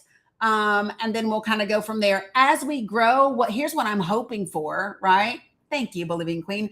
Here's what I'm hoping for is like in another couple of weeks, what I'm hoping for is to be able to like have like a working Google Meet, and other people that are good in Canva or whatever, we can all get on a Google Meet together. I can share the data, right? And then some people can create graphics with me, so I don't have to do all of them like kind of on my own. But that way we all know, if I can do it with you all, then you know everything that I need to be on every graphic. Okay. And if you can do me a favor, guys, please, please, please, just don't remove my watermarks. I would love that. Just because I did do the work, and I would like for people to be able to know that it's from Project for the People and all of that.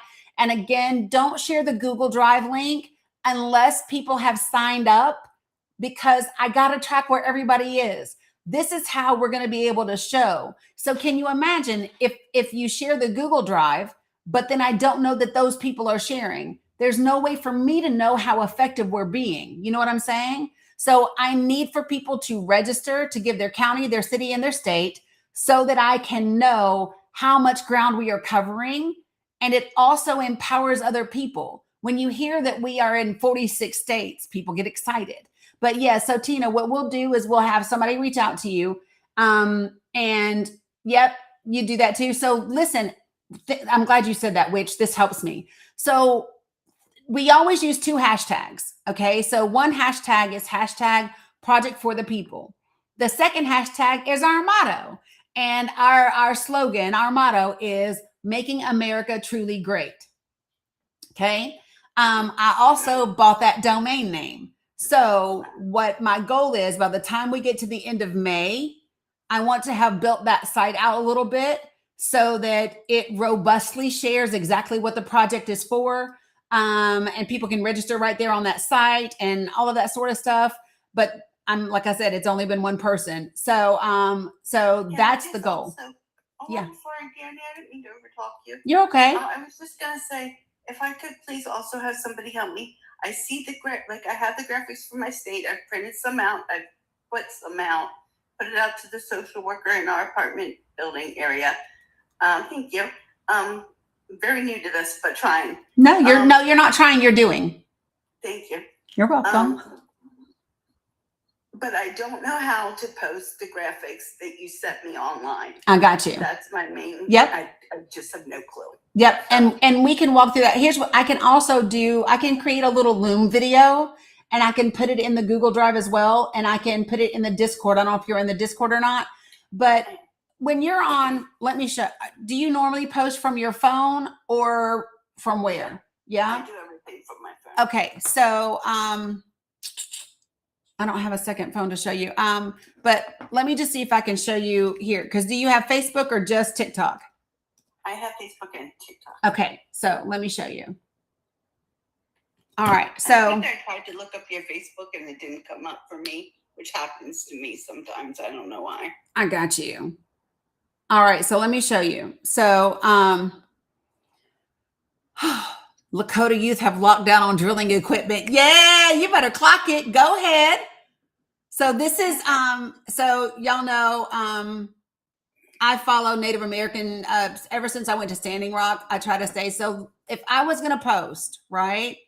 So this little graphic, this little icon that's right here, Tina. Oh, yeah. That's you just click that. And then you'll just add. So like it's asking me to add a graphic right now. It will go into your phone. So all you have to do is save the picture to your phone. So whoever sent it to you on your phone, pull that picture up on your phone, put your finger on that picture, and it'll say save to photos. And you'll save it to your photos, and then you'll just click it here, and that's how you do it. Okay. And Okay, yeah. Okay. for those of you guys who don't know, we also have, give me one second. I also created a Project for the People Facebook page. So you can actually go to this page and follow it. And we also have a Facebook group on here. And then we have the Discord link as well. Thank you, Dani, so very much. Sorry to ask you to do more work. No, you're good. Appreciate it. Yeah. And so what we can do is listen, we have a Google Meet 1 week from today. So I will email everybody out the link to join the Google Meet. Okay. And when you join the Google Meet, we will go through a tech session on that. And remember, all of the meetings are recorded. And then I email out the links to the recordings. So even if you miss it, you'll be able to watch it. Okay, thank you, hon. I appreciate it. Yeah. Awesome, fantastic, and hopefully restful later in the daytime. Yeah, no, but it's okay. But no, I appreciate you. You're doing fantastic. Love you, mean it. Thanks, Tina. It's 1 week from today. And then the meetings are going to be at 8 p.m. And the reason the meetings are going to be at 8 p.m., folks, is because I need to give people time to get off work in the majority of the time zones, and also to get like critters to bed When I say critters, I mean kids. Candy, yeah, I fixed you. Yeah, I fixed you. Yeah, it's 10 p.m. I mean, it's 8 p.m. So I put that in the email that I went out today. Your birthday's 1 week from today. Oh shit. Go witch. Go witch. So yeah. Okay. We got a lot to talk about, huh? Okay, so all right, I've got folks that are asking to come up. Okay, give me a sec.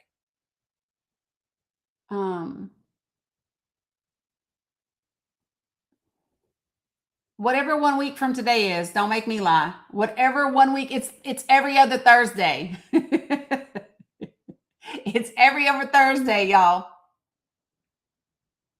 Every other Thursday is going to be the Project for the People meeting at 8 p.m. Listen, somebody tried to ask me the number. Should have found out. May 7th. May 7th. Okay. All right, just me. Good morning. Good morning. Well, it's still morning for me. Yep. Okay. When I received the last email from you for the weekend. Action. Mm-hmm. Yes, thank you. Yep. The email, like it told me the people, not the people, but the counties that were here in my state. Yep. But I didn't have anybody else connected, so I wasn't able to connect with anybody. I know. And we didn't realize that until after it went out because I was using Constant Contact. And so it hid everybody else's emails for you. So all of the states that I do, I actually have to redo those. And so that's my next project. What I needed to do before I redid them was get all of the people that had signed up added. And so now that everybody's in, well, we'll add some more today because today we have had, holy shit, y'all. So yesterday we had 3 people join, but today I'm about to get excited. Not that I'm not already excited. So we've had 21 people sign up while we've been on this live. Nice. Yeah, I'm excited about that.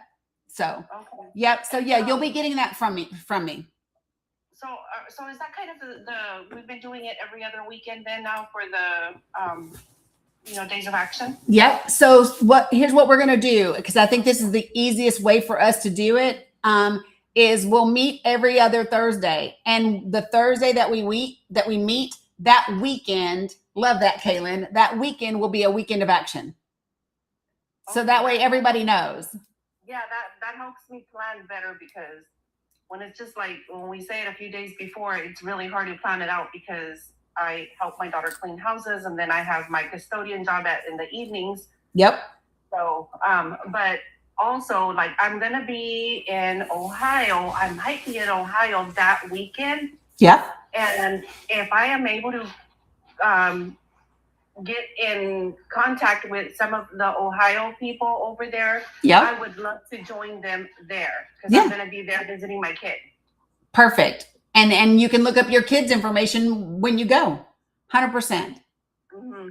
Yeah. So, if anybody's in Ohio, there's several of them telling you right now, Columbus, and then Coolest Mom Ever piped up, and Grammy piped up. Please message me so that I can, coordinate with you. Yep. So she's in Summit. So do you see how this works, folks? When people hear, oh, well, I'm going to be over here and my family's over here and I'm going to connect over here and all of that. And so, so here's what's going to happen. Yeah, listen, the days of action are just when we're going to be focused, but you can do those at any point in time. You do not have to wait for a day of action to share information, right? You do not have to wait for a day of action, but that's just, those are weekends where we want to be intentional to make sure that we all do it. Okay. Okay. I don't know. I was talking to Jen Yaya, and we were kind of like, I don't know if it's my state or here my area, where I've been like going to the libraries and trying to put up the stuff, but they're like wanting to get pre-approval and I have had no success. So I have to try to get a different way to be able to share the information. When I was working for an youth advocacy group before, one of the things that we did was we went I would like to target my Hispanic community, especially because of the way they voted the last time around. I'm thinking I might go to like the Mexican snack stores because they're very popular and so and maybe set up a booth and just sit there, and people usually just come up to the table and ask, hey, what is this, and then you start talking to them. 100%. And here's what I would recommend, like taking the QR code and like taping a big QR code to the table or to a clipboard so people can just scan it and go even. So listen, flea markets, farmers markets, yard sales, community centers, libraries, college campuses, fairs. We are entering that time of the year where people have fairs. They have county fairs and things like that. All of those festivals, strawberry festivals, all the different things that's happening. That's a time. And I recommend, like I said, keeping it in your car. Because you never know when you're going to have an opportunity. Yep, people have gone to grocery stores, all the things. Yeah, there's not a wrong place to go. Somebody said in the comments, senior places, because they vote like, more than anybody else. Yeah, it's important. And, I just so everybody understands, if people say, oh, I don't know anybody on Medicaid, it doesn't matter. It's still going to impact them. Because people that lose access to insurance, right? Those people are now going to lose access to primary care providers and urgent cares, right? And so they're going to go to the emergency room. And now your emergency room is going to be full of people that don't have emergency needs. That's going to be an extreme cost on hospitals. So if your hospitals don't close, you can best believe that they're going to start charging more and your premiums are going to go back up. Like real talk. And I didn't even realize how affected, I guess I didn't connect the two, but the other day when I was talking to one of my friends that she's also a creator, she's the one that told me that 83 hospitals are closing in California. Yes. And I'm like, well, that's how much they're closing in California. How much are they closing out throughout the country? And so one of the things that we've been talking about for years, and I'll upload some other resources that I have. So guys, I have a lot of information about like rural hospitals and hospital closures and different things like that. Because that's one of my niches. And I can make those available. So like in addition to like state and county resources, we can have subject matter resource folders. So I might have a folder specifically around healthcare information that is not specific to a state, but that you might want to have access to. I can do that as we grow. And so one of the things that a lot of people don't realize is we've been focused on rural hospitals closing since 2005 because it's been an astronomical number. But what people don't realize is that since 2019, urban hospitals have closed at a higher rate than rural hospitals. Wow. Yeah. So a lot of people do not realize that we have had since 2019, urban hospitals have actually closed at a rate that is higher than urban hospitals. We lost a main hospital in the middle of Atlanta, and it had a level 1 trauma center. That leaves Grady Hospital as the only level 1 trauma center in the Atlanta metro area. That's why, remember the other day when we were looking at that maternity care desert map and you guys were like, holy shit. And you didn't realize that 36% of the counties in our country don't have access to maternal care at all. They don't have they don't have a hospital that has an OBGYN or a birthing center. That's in 36% of all of the counties in our country. And in 57% of all of the counties in our country, they either have none or just one. It's crazy, but people do not know that. Yeah, all my kids, all three of them were born in California. The first one was born in a community hospital, and it was like the worst experience ever. And then the second one was born in a Catholic hospital, which that was nice. And then the third one was born and one that was only for baby delivery.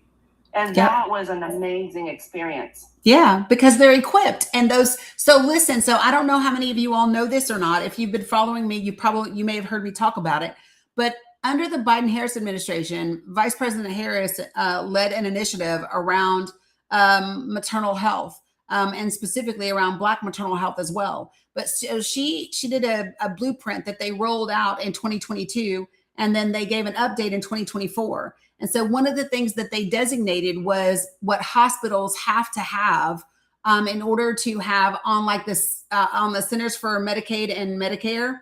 They, in order to get like a little symbol that says that they are a birthing friendly place, they had to meet a requirement for the first time ever in history. So if you go to CMS's Hospital Compare and you see a hospital that has a little birthing symbol that says birthing friendly, that specifically came from Vice President Harris. They gave out like 10,000 like newborn kits that had diapers and a bunch of different things in it. But there was a lot that was done in that program. So, and the other thing, here's the other thing that I would say to you guys, other things that are coming, because I want to be careful not to make this about Democrats or Republicans or Biden versus Trump. But what I do want to do is to share information. So if you all remember, under the Biden-Harris administration, they rolled out the invest.gov website. You could literally pull up your state and it would show you all of the bills, whether it is the Infrastructure Act, whether it's the Chips and Science Act, whatever the act is. And it would tell you how it was going to specifically impact your state, how many jobs it was going to create. In some cases, there were actually companies that had said, because of this money, we're going to do this. So I still have access to all of that. And so all I want to do is if that is something that has been rolled back because of the administration, we know that when Trump came into office, he ended a bunch of that stuff. So what I want to be able to say is a graphic that says, hey, this company was going to add X number of jobs as of 2024 or as 2022 and due to changes in government funding, right? They're no longer going to do that. And that's accurate. I just don't have to say Biden versus Trump because people care. Mm-hmm. Yes. Yesterday you were talking a little bit about how you were going into barbershops before. Yep. And talking to my California friend, we were talking about that, and I said, you know what? I said, you should do a free haircut in politics day. And she's like, oh my God, that's a great idea. 100%. So now her and some other lady from Florida are organizing to do that. See, that's the work. Like I said, y'all are doing the work, and this is what you do. So I told Michael DeBoss was on my thing the other day, and I said, if you don't get your ass into a Black barbershop and start talking to people and sharing information, because it's perfect for them to do. And so all of those things, those are opportunities. So yeah, that's incredible and amazing and right, exactly what we should be doing. It's about the information. We're not trying to pit people against each other. What we're trying to do is share information that impacts working class people and have them realize that it's actually the 1% that's the issue. And it's our government that is catering to that 1% and the corporations that is the issue. And that's why it's up to us to do that. Josky, I don't know what state are you in? Like that will matter. Tell me what state you're in. Yeah, depends, right? Yeah. But yeah, so it was just so like Iowa. Let's chat because I may be in Iowa towards the end of June, 1st of July. So we'll chat. Okay. Well, thank you for having me up, Dani. Yeah, absolutely. Appreciate you. So listen, folks, this is how we build community and do the work. And you give people information that is relevant to them, that means something to them. The only other thing, the one other thing that they are scared you will figure out, besides that your vote is power, the other thing that they don't want you to figure out is that it's not the people in the same boat as you that are the enemy. It's the people on the fucking yacht. That's it. They don't want you to figure it out. You're in Davenport? Okay, my cousin lives there. So, yeah, they don't want you to figure out that it's not the other people in your boat. And you know what some of y'all's problem is? Some of y'all think that you're in a different boat. You ain't. Salam Abu Siraj, you're in the same boat as we are.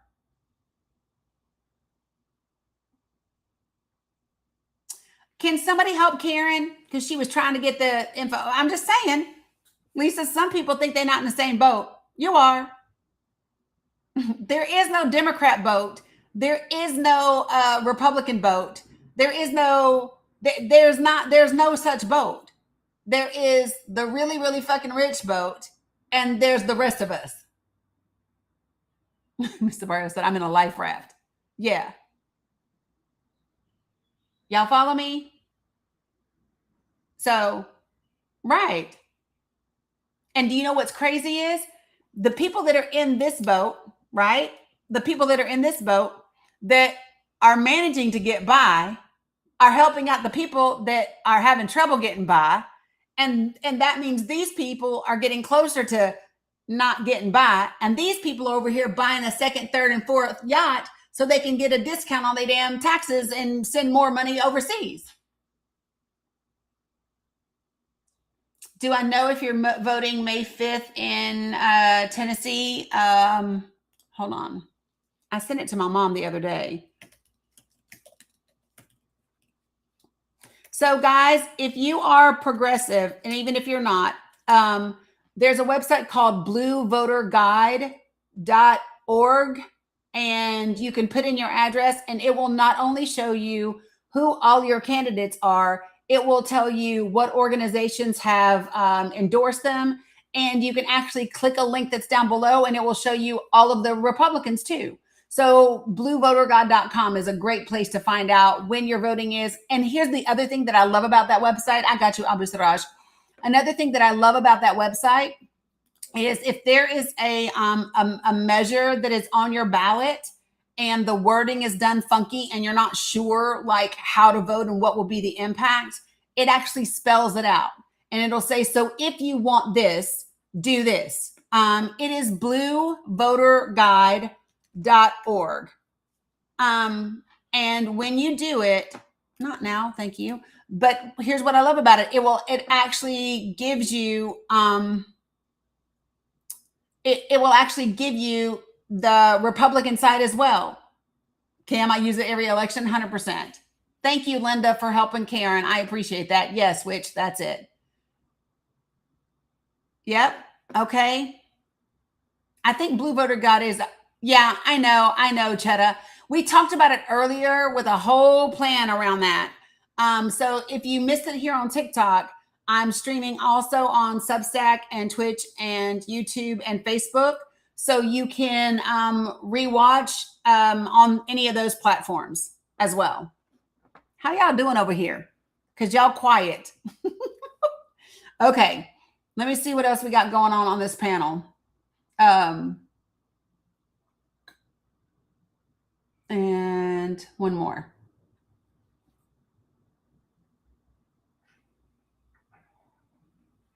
Salam Abu Siraj. Assalamu alaikum. Hi, Dani. Hi, everyone. Hope all of you are doing well. Good. Alhamdulillah. You know, Dani, today I came up to share with you something that happened with me. I have been feeling really down lately. That's why I didn't go live for almost 3 days. And during this time, I decided to go to the Gaza lives to talk to my people, the people of Gaza. Mm-hmm. Yes, I do live in Gaza, but you know, there are many stories that are not heard, many things that we don't know. And I kept listening to their stories that they shared. And every story is more heartbreaking than the one before. I found myself sometimes crying to the things I heard. Yeah. For example, I was on a panel, and usually the people of Gaza, they leave their panels on while they are sleeping, you know? Yeah. Because they wish that anyone can join and help them out. And suddenly they woke up like 3 different people. They woke up and I was like, didn't you just go to sleep? And they were like, we were sleeping, but we were attacked by fleas and bugs and we woke up. We cannot stop scratching. And like they talked to me about the signs in their bodies, like especially the women. They were like, our bodies look disgusting because it is full of marks because of the scratching all the time. And this has been going on for a long time, a very long time. I heard the stories about sickness in which like almost every tent, they have 1 or 2 or 3 family members who are sick. And they cannot find medication in Gaza. They cannot be medically evacuated as well. They don't know what to do. I heard their stories about how they struggle with the water, how they cannot find the bread easily because the prices of the flowers is skyrocketing again. And everything just is a challenge. And me as a Gazan, I couldn't stop myself from trying to help them. I offered help to some of them, and I did help them because that's the least that I can do for my people. It's really heartbreaking that every story they share carries so much pain and so much struggle that no one can even imagine. Things that the people living abroad don't have to worry about, but here they have to worry about it and think about it every day because it's the only way for them to survive. They have to think about water, food, medication, bugs, fleas, the weather, like everything. They have to think about it and be ready for whatever they can face and meet. In addition to the rats that are spreading in a way that no one can even imagine. Like they showed me pictures of the rats, how they gather themselves during the night around the tents, to the point that the women and the kids are too scared to walk between the tents during the night.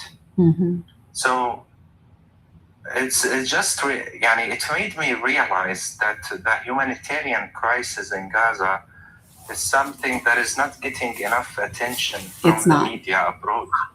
Everyone is busy with what's happening regarding the state of Hormuz, while there are 2.2 million people suffering in Gaza, and only few are listening to their voices. Right. And it's truly heartbreaking, and it made me realize that no matter how I feel, I need to continue doing what I'm doing because my people need every help possible, and they need their voices to be heard. They need some people like you and me to keep reporting about what's happening in Gaza because that's the least that we can do for the time being. 100%. Away from the humanitarian crisis, Dani, the Israeli airstrikes that continue. For example, earlier today, they targeted Deir el-Balah, where I live, and 7 people were injured. And when I took a look at the images of the targeting, I saw amputations. As usual, they use the type of missiles that causes a lot of significant damage to the people, and most of them get amputations in this targeting. Another deadly targeting took place on Salah ad-Din Road, in which they targeted a cart dragged by a donkey with people on it, which led to the unalivement of 3 Palestinians. So not a single day passes by without them unaliving more and more people here in the Gaza Strip. And I wonder when this is going to stop. To how long are we supposed to be living in these conditions where when we go out, we don't know whether we're gonna come back to our families or not? Because this can happen to anyone. Those people, the 7 who got injured and suffered amputations, they were walking in the street. They were not doing anything, far away from the yellow zone, not posing any threat. So even going to the market nowadays is dangerous because you never know when the next strike is going to hit. So honestly, Dani, I don't know what to do anymore. I know. This has been going for a very long time, and it needs to stop. As soon as I heard your voice, as soon as I heard the tone of your voice, I knew that you were in a bad way. And even somebody on Facebook said he doesn't seem good at all. Like, we just knew by the tone of your voice that it is a lot. And for those of you all who do not know, so we do over here, we do what I call a Pally panel for our friends that are in Palestine. And we do that at least twice a week. So our next one is tomorrow. But you don't have to wait for a Pally panel to be able to assist. In my link tree is a whole section with links to be able to directly support folks that I know are there and that need help. Listen, it's on my list to talk about. Yesterday, Israel went further out than it's ever gone to intercept a flotilla boat. It was off the coast of Greece, around Crete, I want to say, and they intercepted one of the boats, and it was hundreds of miles away from Israel, and they went and they intercepted them in international waters. So Italy has condemned that today. They came out and said something about it, but I wanted people to know that has happening. And so what I think is going to, my hope, quite frankly, right near Greece, it was off the coast of Greece. My hope is that that with the number of boats that are coming, that, yeah, they don't want the publicity, but I think which they're actually going to create more publicity because of the way that they are doing it. It wasn't. I don't believe it wasn't Geraldine's boat. As far as I'm aware, I don't believe so. But I had it on my list of things to talk about today because it does matter.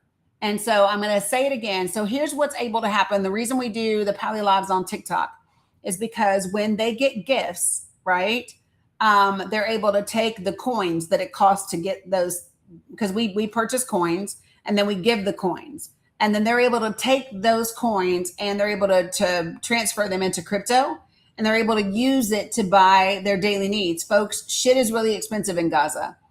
Flour is expensive. Fruit is hella expensive. Meat is expensive. Clothing is expensive. Shoes are expensive. All of those things are incredibly expensive in Gaza. If you were on here the other day and you saw Mohammed OS show you both of the twins and his little boy Osama, he literally has messaged me and said, "What is good to keep rats away?" Because, yeah, he's on the panel, because the rats were trying to get to the babies, because the babies drink milk, right? The babies drink milk. And so the rats are attracted to the milk. And so he's like, I've tried peppermint. I've tried this. I've tried that. And so there are so many things that people do not think about. Because number one, there is no fucking ceasefire. 3.7 Jay Bird is what he has right now. So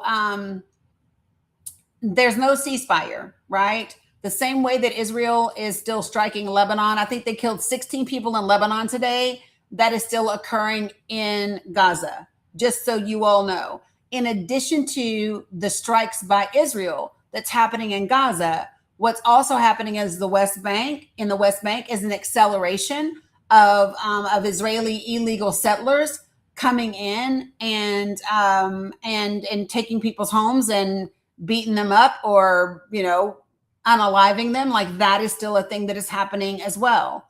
So, last year, so the reason I believe they did this little fake ass ceasefire was because mainstream media was beginning to talk about Gaza every day. And TikTok won't let you gift him right now. That does not surprise me. Some people can and some people can't. So you might have to leave and come back in.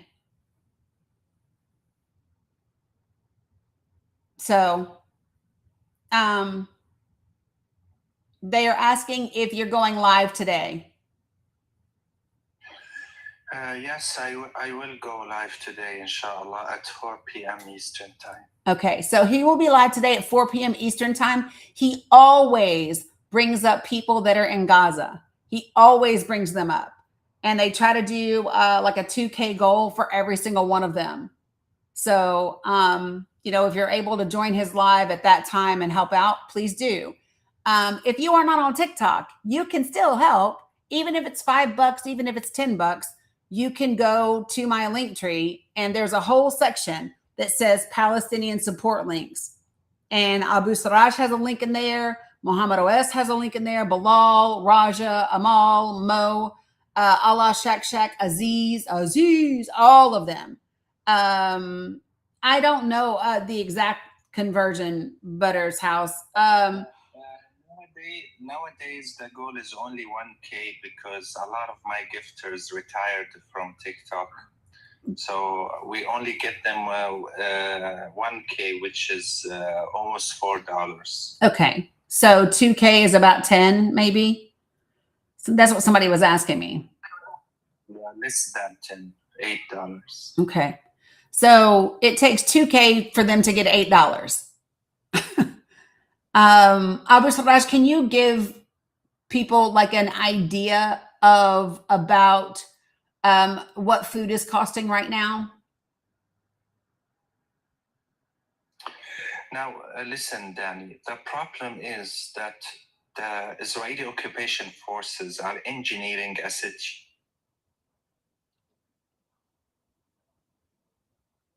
We lost him for a second.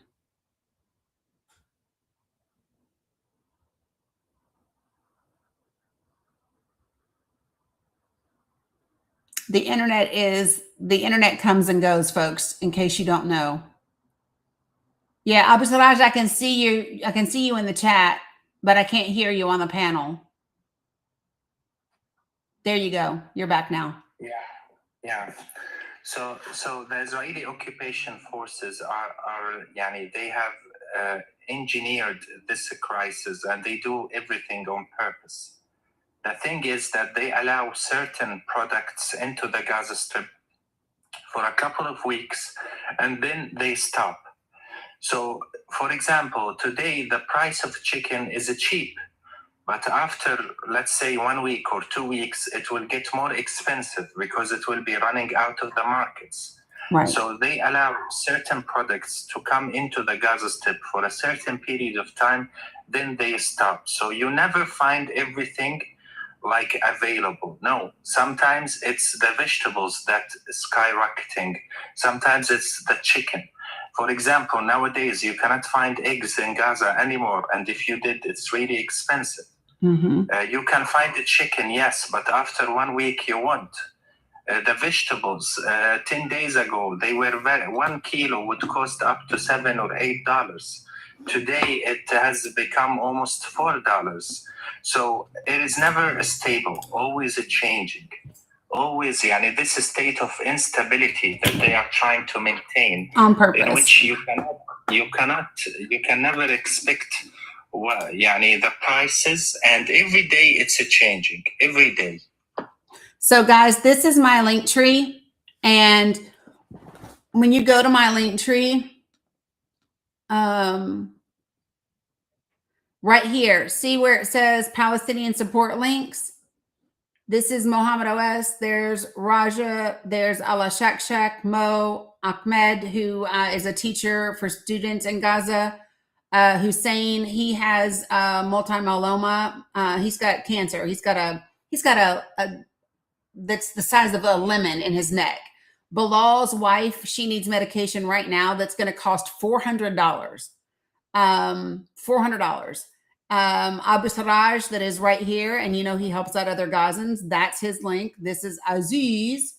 This is Wasef's. This is Zina's. This is Amal's. This is Baby Mo. This is Calamantina, which is an American Palestinian nonprofit organization. That's Wasef. This is Wasim. And then these are vetted charities. Yeah, and these are just other videos. But so this is just so that you know, this is where you can do it direct to them in my link tree. It says Palestinian support links.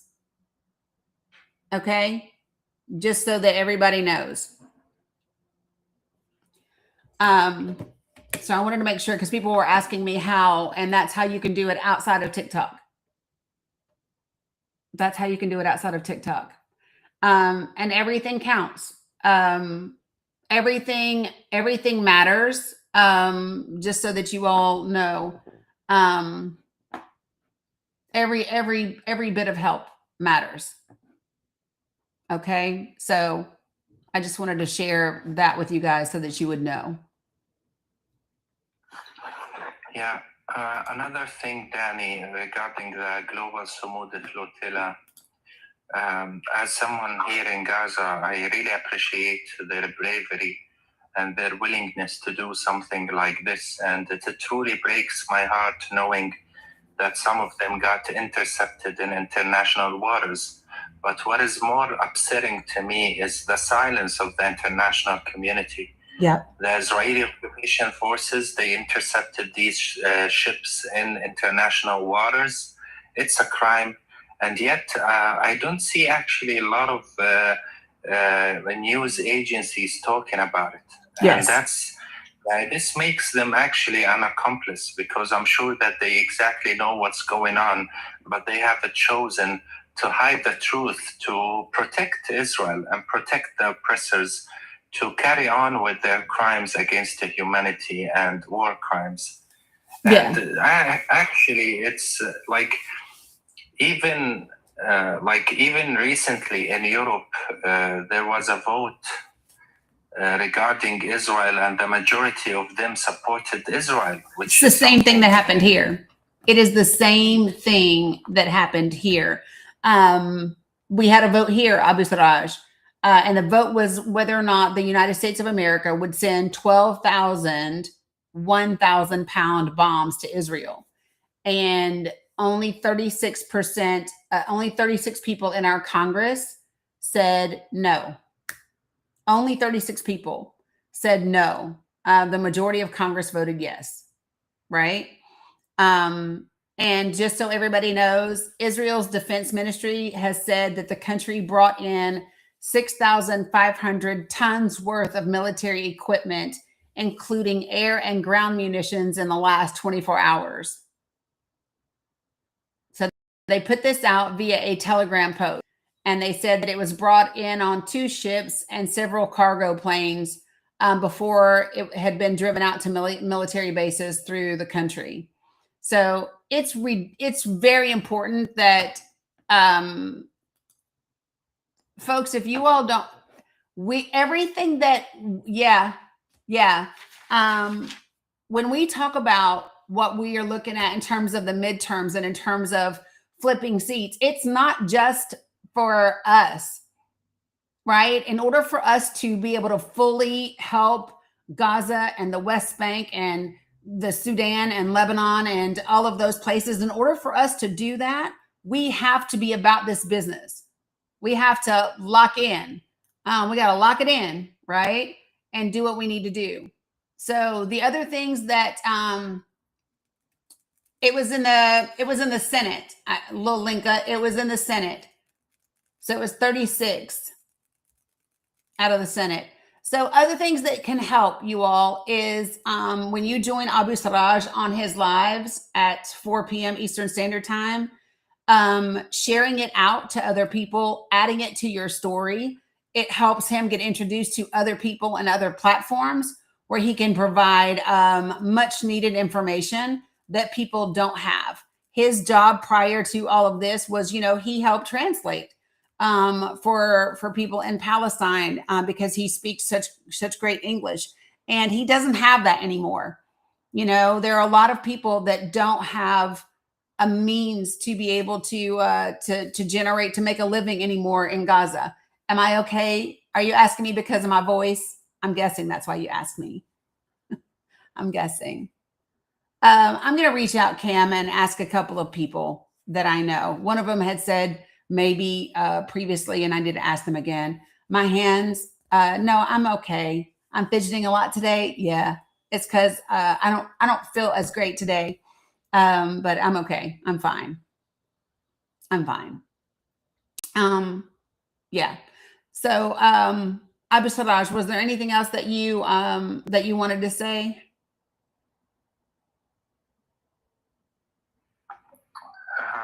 No, not really, Dani. Thank you so much for giving me the chance. Always.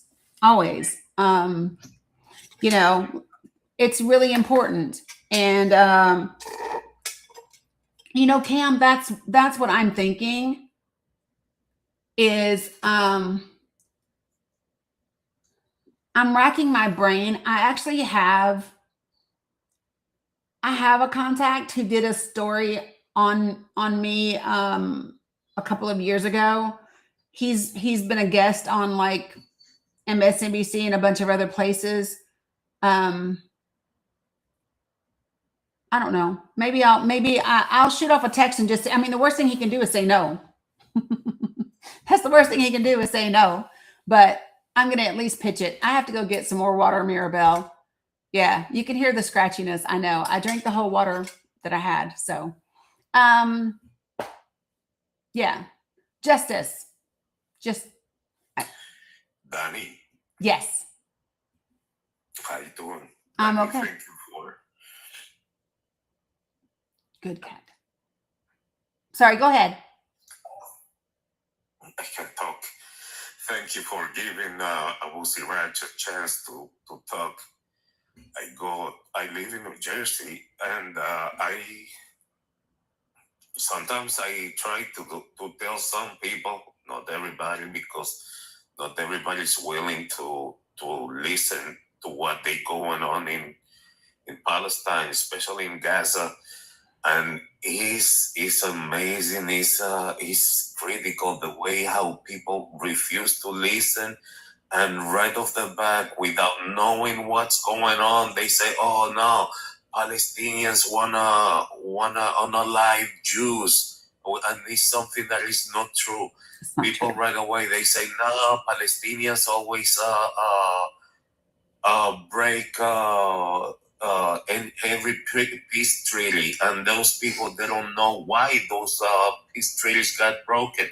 Most of the time, Israel break them. Yes. In front of cameras, Israel is one face. Behind curtains, they are a different face. They are different side of the coin, and people need to learn about that. So please, Dani, learn. You already got plenty followers.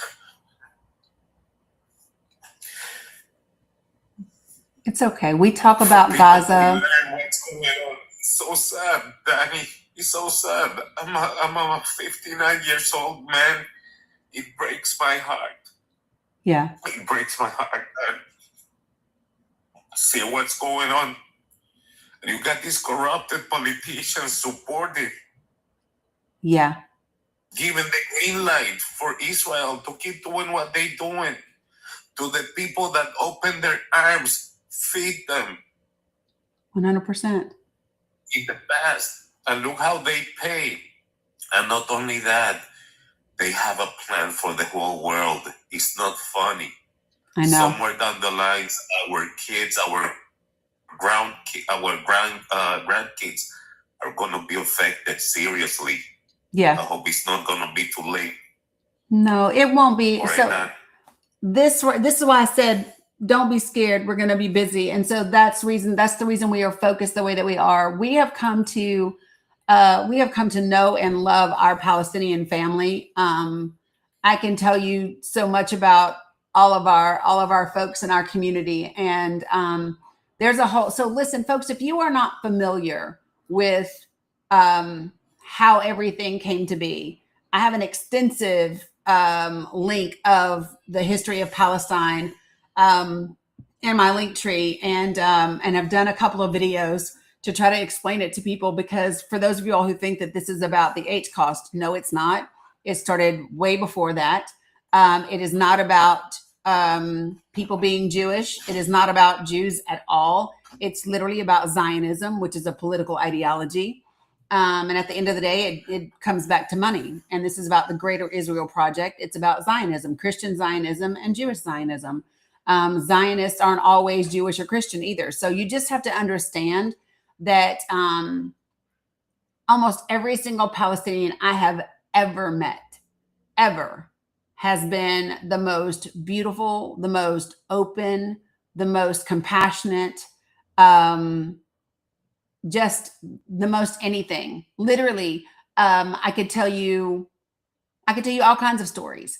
And so, yeah, we are complicit. Just so everyone understands, the West is responsible for 76,000 people in Gaza being killed. We are responsible. Without us, Israel doesn't have the weapons and the ability that they do. Just so that we're clear. Without us, it doesn't hold almost 30,000 Gazan children. That's on us. That's on us. And so if you don't understand that, we need to have a conversation, because it is. Just so everybody knows that that's the case.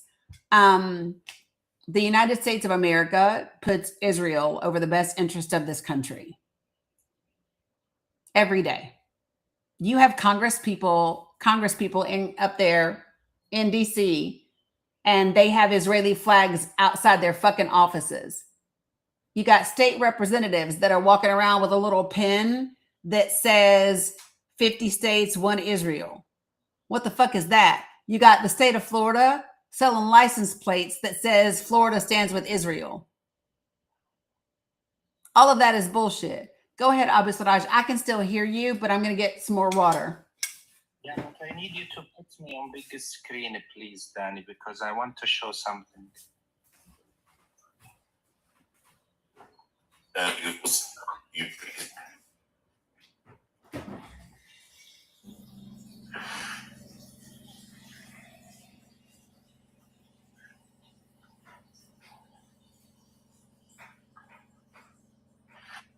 I don't know if you can see it or not.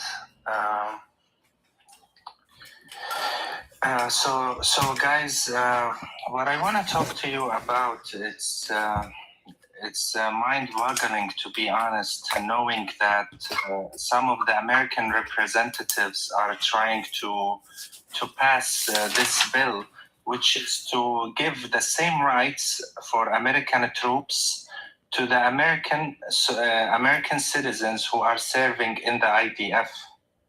I don't know if you heard about this, Dani. So, guys, yes, there are two representatives, Guy Reschenthaler and Max Miller, who introduced a bill to amend U.S. federal law, in which there are more than 20,000 American citizens currently serving in the Israeli military. And they want them to treat service in the Israeli army like service in the U.S. military, to grant legal benefits. The lawmakers called them heroes who should receive full legal protection under U.S. law. Can you imagine that? We talked about this briefly. So here's what they want. They want Americans that go to Israel, that serve in the IDF. They want them to get the same benefits as veterans that serve the U.S. Army. That's what they want. We talked about this when it happened, but just briefly. Yeah, you're welcome, Brassbone. And so, so Jen is like me, and I'm like, what the fuck? So when do we ever want to give people who fight? So are we doing that for the soldiers that are in Ukraine? Are we doing that for soldiers in Ukraine? We don't do this anywhere else. And by the way, just so we're all clear, there are Hispanic veterans that served in our military for the United States of America on the condition that they would become permanent legal residents, who have been deported out of this country and can't get their veterans benefits even though they served our fucking country. But you want me to give veterans benefits to somebody committing war crimes for the IDF? That violates not only the Geneva Convention, but our 1996 War Crimes Act here in the United States of America.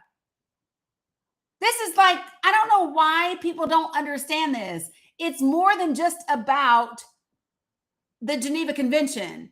It's literally about our own laws. 1996 War Crimes Act. It's illegal for the United States of America to be funding Israel right now. Did you hear me? It is illegal. It is against the law for the United States of America to be sending equipment and arms to Israel. Why? Because they have been found to have committed war crimes. It's illegal. Every member of Congress that is voting for that shit should get voted out because they don't give a fuck about our laws. Just so we're clear. Go ahead, Abi Siraj. Yeah, to be honest, I was surprised to learn that the 20,000 Americans are serving in the IDF. The 20,000 who probably committed war crimes, played a role in unaliving my people and besieging Gaza, in committing crimes against humanity. 20,000 Americans serving in the IDF, and they want them to be treated like heroes. Even though if any other country, like if any soldier, if any citizen from another country goes to serve in the military of a foreign country, he would be treated as a traitor. Yes. That's a treason. And yet you see representatives who are elected by Americans coming up with such a bill, which is insane, which shows you to who they actually loyal to. Yes. They are loyal to Israel. They are putting Israel first, not the American taxpayer money who should go to the American people and help the Americans who are serving their country. And you know what that means? They are trying to provide a protection. They are trying to encourage more Americans to serve in the IDF. They are trying to encourage more Americans to commit war crimes in Palestine, in Lebanon, in Syria, in Yemen, in Iran. That's what they are trying to do. That's why I really hope that such a bill is not going to pass, because if it did, it would be crazy, honestly. Yeah. So I want to tell people, if you really want to, hear legitimate stories from both American soldiers that have fought in the IDF and former Israeli IDF soldiers, go to a website called Breaking the Silence. Have you all ever been to this website? Breaking the Silence. Yeah, that's right. Yep. Breaking the Silence is a website, and they actually tell you the things that they've done in service to Israel. They tell you what they're told to do. They tell you it's an organization of soldiers, veterans of the IDF who are being honest. There's video testimonies. There's written testimonies of the things that these individuals have done, and they are telling what has happened. It's really absolutely, it's wild when you listen to them. And there's also been, so we have an Air Force veteran. I don't know if you all know. He was over in Israel, and he's an engineer. He does, all the drones and the Air Force type shit, right? He came back. He said, I could no longer do it. He said, I literally watched them. It's breaking the silence. It's breaking the silence. But he said that he couldn't do it anymore because he saw what the weaponry was being used to do. And he said, because over here, we have regulations about what type of weapons we can actually do. And so the way that we get around that is we send them to Israel, and Israel uses them, and Israel does it. And then Israel tells us what the weapons we built are really able to do. But I want to be clear. Yes. Israel is a country that spreads white phosphorus. They spread it in Lebanon. They've spread it in Gaza. You all do know that's illegal. That is internationally illegal. We're not supposed to do that. Everybody that wants to talk to me about Iran, shut the fuck up. And I'm going to tell you why I don't want to hear anything about Iran. Nothing. Because Israel has nukes. And Israel has never, ever, ever in its history allowed an independent inspection of their nukes. It's in Dimona. And everybody knows it's in fucking Dimona. There was a whistleblower from Israel that first told us about it decades ago. Just so you understand, Iran has never had a real nuclear program, and they don't have a delivery system. Do you hear me? They don't have a delivery system to even get it to the West. All of that is manufactured bullshit. We don't even know for sure. It's chemical warfare. That's what white phosphorus is. It's chemical warfare. So hold on and I'll tell you. Give me a second. Oh. Is that Nepal? What do you call it? Nepal? Is that the white phosphorus Nepal? Is the same thing? Yeah, they're. I don't know if they're the same. Nepal. That is like no Nepal. I believe it's like a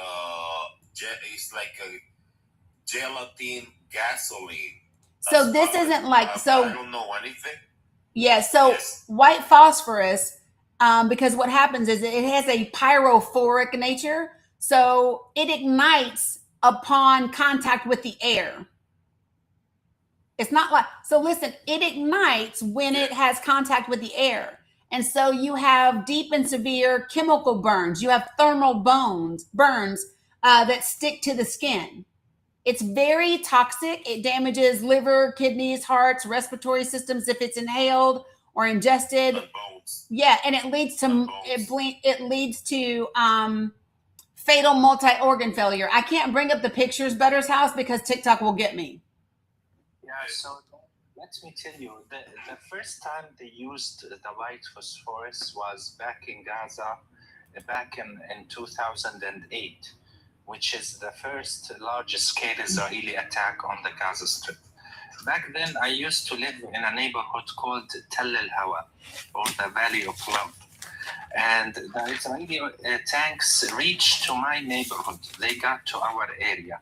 And in order for them to avoid any contact and to push us out, they were using the white phosphorus. And what happens when they use it? It explodes in the sky, and then small pieces, like a lot of them, go all over the place, surrounds the area. And because we didn't know what that is back then, when we tried to put it off with water, it actually increases makes it worse. The smoke and the chemical substance that comes out of it. It becomes even more dangerous. Then we learned that we have to cover it with sand. I remember that day they threw it around my house, and we had to close all of our windows and put like pieces of clothes or any material with water on our noses to cover it from the smoke that was toxic. And if it fell on your body, it acts like acid. It burns severely, and it causes damage that cannot be fixed. So they used it against us in 2008, in 2012, in 2014, in 2021, and they definitely used it after October 7th as well. So those war crimes have been happening for far too long, but no one was talking about it. Yeah. And for those of y'all who want to know, when it ignites, it ignites at around 86 degrees Fahrenheit. Did you hear me? It ignites at about 86 degrees Fahrenheit. For those of you guys in the US that are curious. So when we say it ignites, and then all of that rains down on you, all of those little particles. Yeah.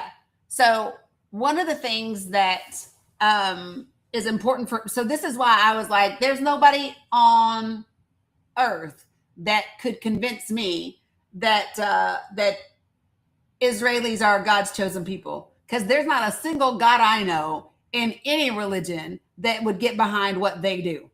None. I don't care what religion. There's not a God that is cool with what they do. And so this is the thing so let me just be really clear. If you consider yourself to be a Christian, so I have this thing that I believe in with every fiber of my being. I believe that when you belong to the group that is causing the harm, right? Then it is your responsibility to speak up and hold that group accountable, right? So if they are Christian nationalists, right? I mean, Christian Zionists that are saying, oh, yeah, as a Christian, Israel's in the Bible. Fuck you, Raphael Cruz. Don't call him Ted Cruz, y'all. His name is Raphael. Call him by his whole Hispanic ass Raphael name, okay?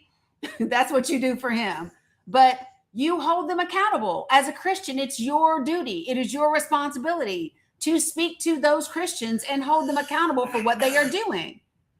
If you are Jewish, it's your responsibility. Yes. You know why is that, Dani? We've been lied because of a version of a Bible created in 1905 by Cyrus Scofield. The Rothschild financed a guy. I am a little confused because I always thought this guy was he belongs in the Epstein files, but he from 1905. He was a very I always thought he was a lawyer, but lately I saw a video that he did say that he was a theologist. So I'm confused whether a lawyer or a theologist. But this guy, he contracted 4 or 5 theologians from the University of Oxford. Yep. To reinterpret and rewrite a Bible that, more aligned with Israel. And he came up with the Scofield Study Bible. Yep. That in that Bible, that's where it say, you know what Ted Cruz said to Tucker Carlson, yep. Who bless Israel will be blessed. That promise was to Abraham. Right. Abraham was a nomad family, and God meant. I'm not speaking on behalf of God, but from the people that know about it, say that Abraham was a nomad family, and if Abraham went through your neighborhood, and you say, Abraham, come to my house, eat with us, rest within our house, you're welcome in my house, God will bless you. If you tell Abraham, get out of my face, I don't want you around here, then God will curse you. That's right. What it meant, so simple. But they made it. And another thing that I wanted to tell you is it's critical. What I saw today in Facebook, I saw a few videos of few different Israel IDF snipers confessing and say proudly. One of them, he proudly admitted that in one day he took the life of 13 kids. Yeah. Kids. Yeah. No, they do. They talk about it. And they talk about graping. They talk about killing. They talk about all of those different things. And they say it with pride. Because there is an ideology, an extremist ideology that has taken over a lot of the people in Israel, not all of them, but a lot of them. And so people support what's happening, even if they don't like Benjamin Netanyahu. They're fine with what they are doing to Palestinians. And so, listen, I spent a lot of time, and I did a live the other day. I need to download it and post it, but I did a live the other day that just said, what's so special about Israel? And the reason I did this live is because I wanted to explore why the United States of America treats Israel so different than any other country that we deal with, right? And so when I started going back, and this is the thing, you just have to follow the money, right? That's all you have to do is follow the money.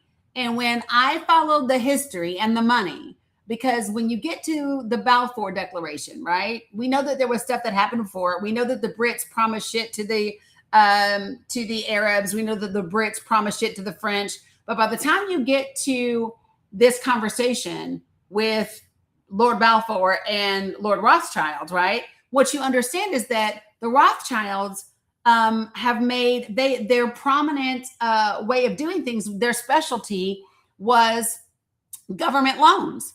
And so they had done a ton of government loans to the Brits, a ton of government loans to the US. They had bailed the United States of America out. They had helped build all of our railroad systems in the United States of America. They had even built the very first section of the subway system in New York City. And so by the time the Rothschilds, the Zionist Federation, comes to the Brits and says, we want to make this national home in Palestine, after they rejected it in Uganda and Argentina and New York, by the time we get to that place, what you have to understand is that the United States of America wasn't part of World War I, right? And this is now in 1917, in the latter part of 1917. And so this war is starting to take a toll on everybody else. And so the Brits want the United States of America to join World War I.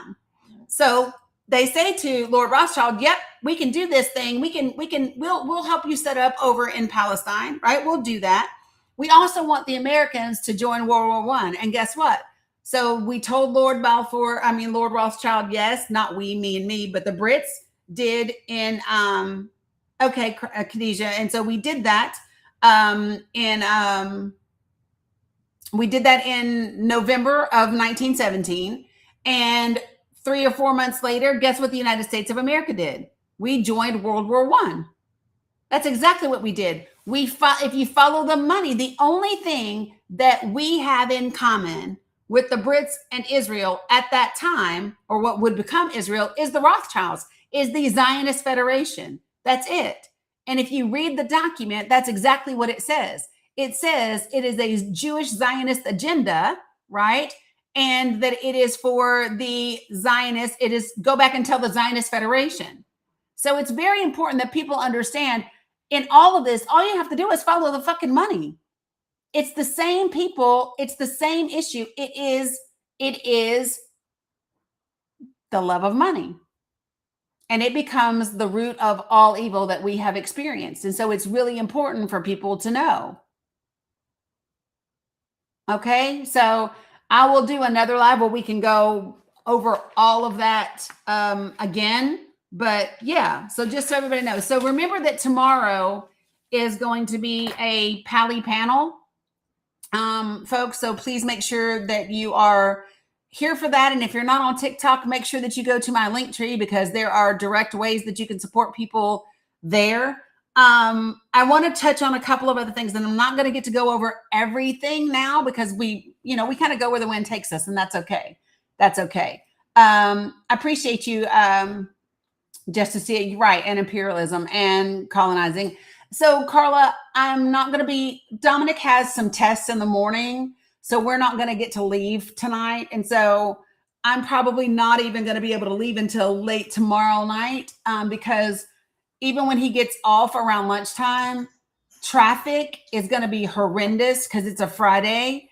Yeah, so I will go live tomorrow. There will be a Pally panel. Okay. But I appreciate you, Justice, for coming on up here and sharing with me. Thank you, Dani. Thank you. And I will appreciate if people follow me, because since I'm retired, I'm constantly getting very interesting videos and articles that will help people to get more information and open their eyes of what's going on. And it would be great if people repost those videos. Yeah, 100%. So, Dani, thank you. Thank you very much. You're very welcome. Appreciate you. God bless you always. And I've been following you for a long time. I believe this is like the second time since, but I've been following you for long times. Most of the time I listen from outside. Yeah. I am out, behind the curtains, but I always watch your show. I appreciate it. You are one of the most informative people. Thank you. Here in TikTok. I wish you the best. Thank you. I appreciate that. Thank you, everybody. Thank you, Dani.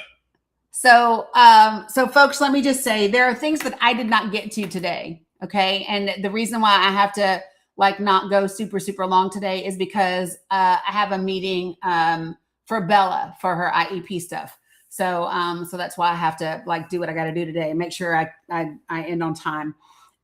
Things that I want people to know: Israel just got a shit ton of ammunition and things like that. They intercepted one of the flotilla boats in international waters off the coast of Greece, where they have zero authority to be doing that. And it is horrible. Louisiana's governor automatically put off the primaries. They have 22 votes. Yep, 22 votes. They have already. So listen, they were ready for this decision, just so you all know. They were ready for this decision because they've already put out the gerrymandered map today as a first go around. So just so you all understand, they were waiting for this fucking decision. But again, what we need to remember is that shows us their vulnerability. They are scared of minority voters. They are scared of people coming together. Appreciate you, Irene. They are concerned. And so we're going to absolutely exploit the fuck out of that vulnerability. And we are going to do it through what? Through conversations within our community that build connection. That's how we're going to do it. And we're going to use election data, and we're going to be strategic about the way we do it. And we've got 6 months or so to absolutely fucking save the country. So I just want to be clear. That map doesn't mean shit. It doesn't. Vote. Do what you do. They do not want you to realize that you hold the power, and they do not want you to realize that it's not the people in the same boat as you that is the problem. It's the people sitting over there on the fucking yacht. That's what they don't want you to remember. I do want to talk about the President of the United States and his speech yesterday, but I cannot do it. I don't want to shortchange it because there are things that he said yesterday that are so important. I can't shortchange it. I need to be able to deep dive in it. I need to be able to show you the contrast between what he said and what King Charles said. And then we have to talk about the Secretary of Defense and his testimony before Congress yesterday. I had those 3 big things to big up there, and I wasn't able to do that. So I want to remind you all that Hawaii's bill that you need to be looking at and duplicating is SB, whatever the fuck it was, 2471, I think. Yep, SB 2471. Okay. Look at it, download it, duplicate it, make it applicable to your state, and then let's make this happen. Remember that we meet 1 week from today at 8 p.m. Eastern Standard Time for Project for the People. We will go through some tech stuff that time. I will be connecting you with the people in your state between now and then so you guys can collab, get some more people. So this is the challenge that I issued at the last meeting. You need to bring somebody new. Somebody new needs to join the project because of you and come to the meeting. Okay, so Pally Panel is tomorrow. Can somebody type that in Arabic in the chat for me so I can pin it? Can somebody type that there's a Pally Panel tomorrow and put it in the chat in Arabic so I can pin it real quick? You guys over here, I love you, mean it. I will see you all